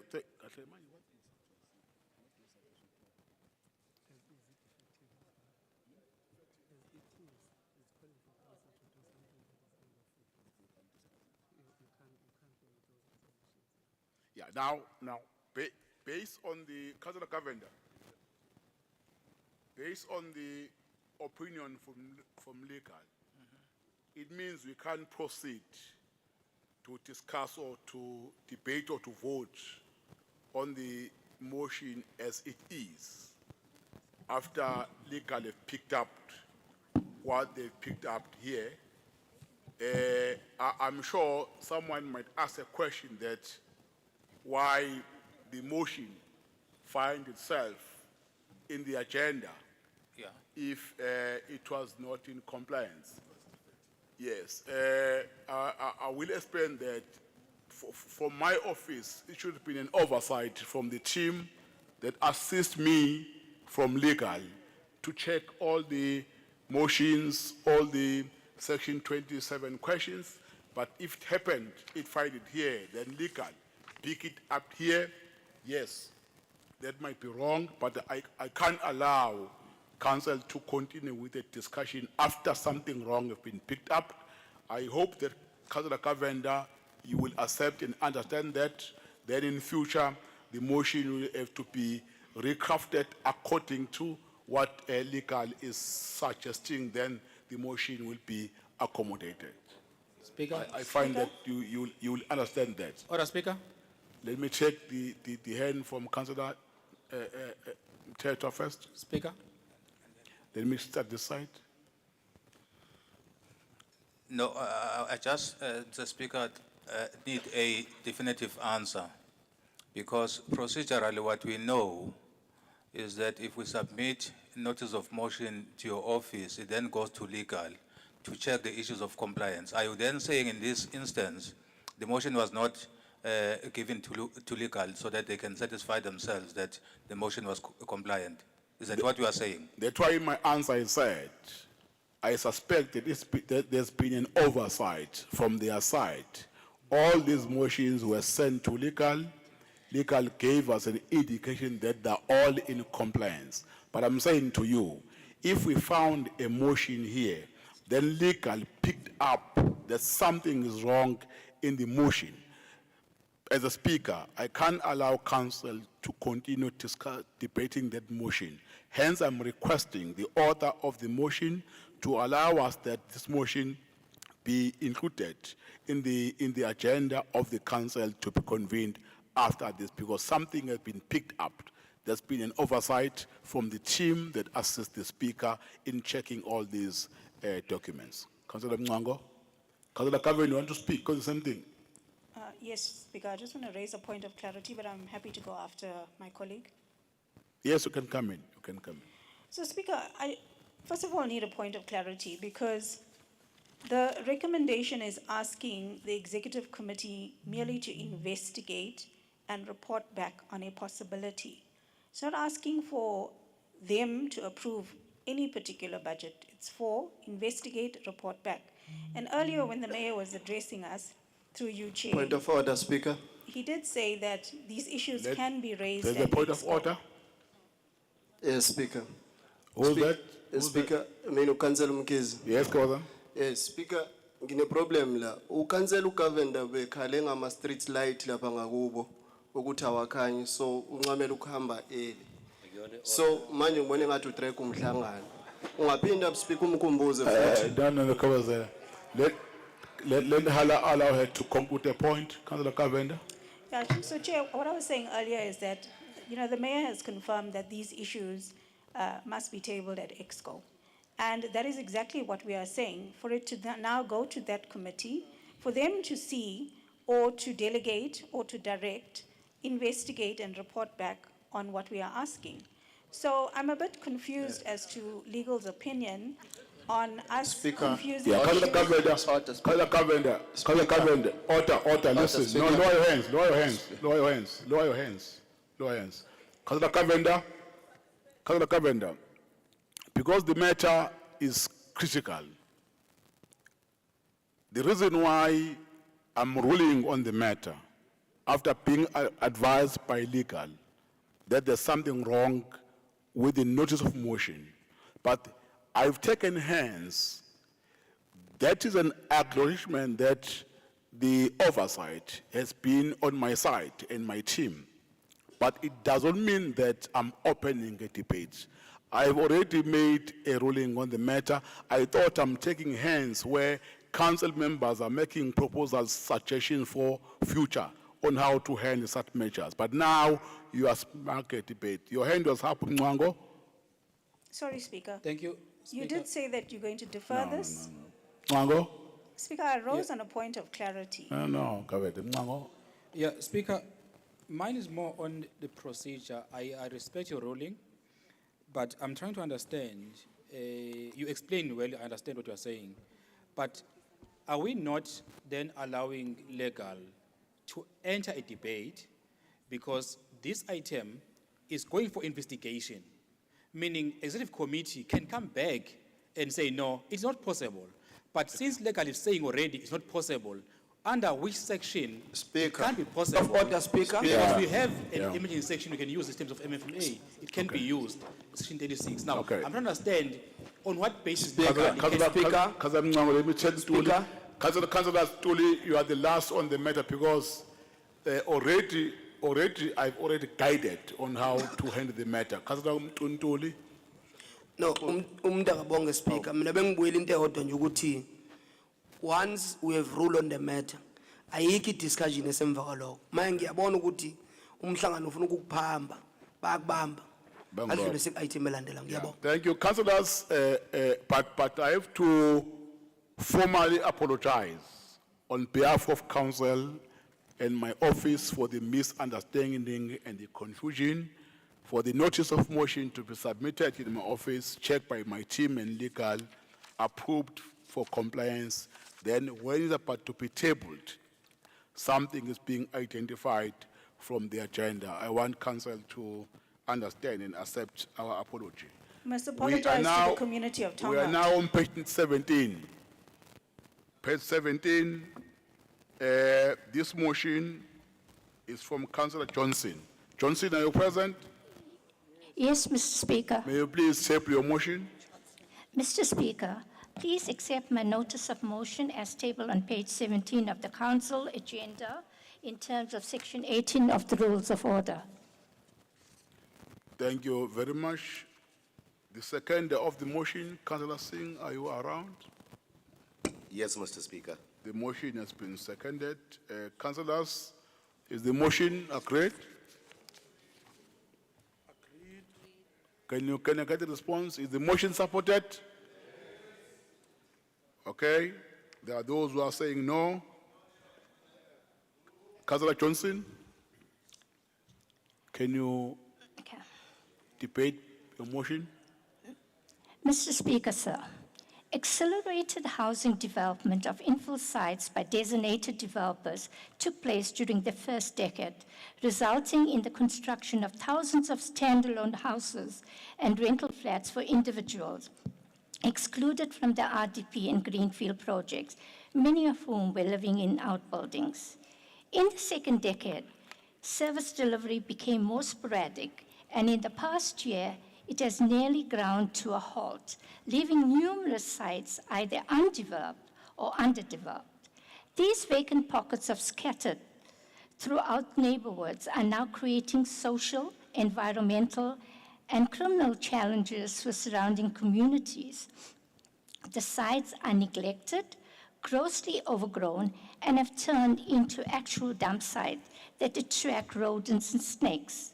Additionally, some areas have been taken over by unscrupulous business people running illegal scrapyards, car washes, trucking, mechanical, panel beating shops, and spray painting operations, leading to a dramatic increase in criminal activities alongside the rampant theft of vital council and private infrastructure essential for services like water, sanitation, and electricity. This is no doubt placing an onerous burden on the fiscus of the municipality and on the beleaguered ratepayers of the city. These illegal enterprises are causing significant degradation to our environment. The negligence and indifference of developers have allowed these unlawful operators to thrive unchecked, endangering our community safety and security. Speaker, this situation cannot persist. Developers must be held responsible for the maintenance, upkeep, and security of their properties. We must enforce compliance with our city bylaws rigorously. As the DA, we urge the Executive Committee to investigate and provide a report on the timeline for completion of each development, the maintenance status of aforementioned sites, and the progress of evicting illegal occupants from the land. I thank you, sir. Thank you very much. Councillors, is the notice of motion supported? It's being supported? Yes. Okay. Let me have the screen, please. We are now voting on page 17 on the notice of motion. No. This is supported.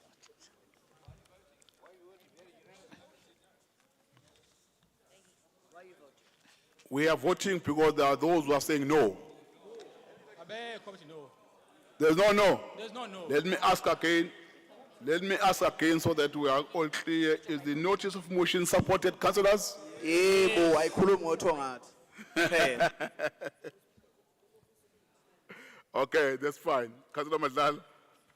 Yes, Honorable Speaker, no, we, as the ANC, we are going to support the motion.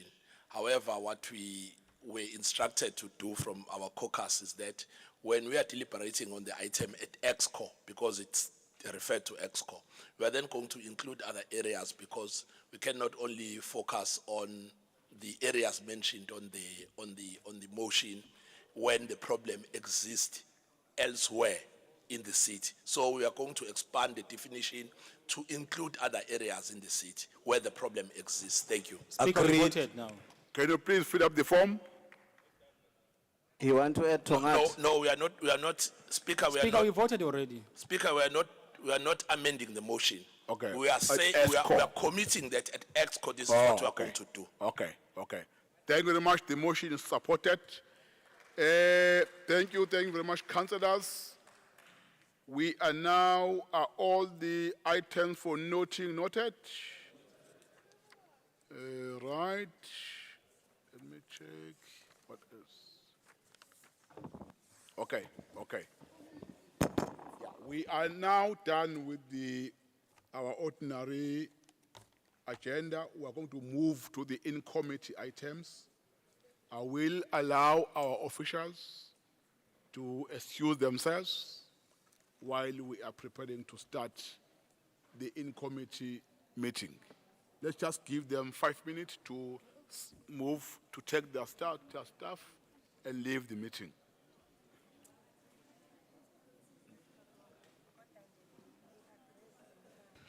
Only 5 minutes, Speaker.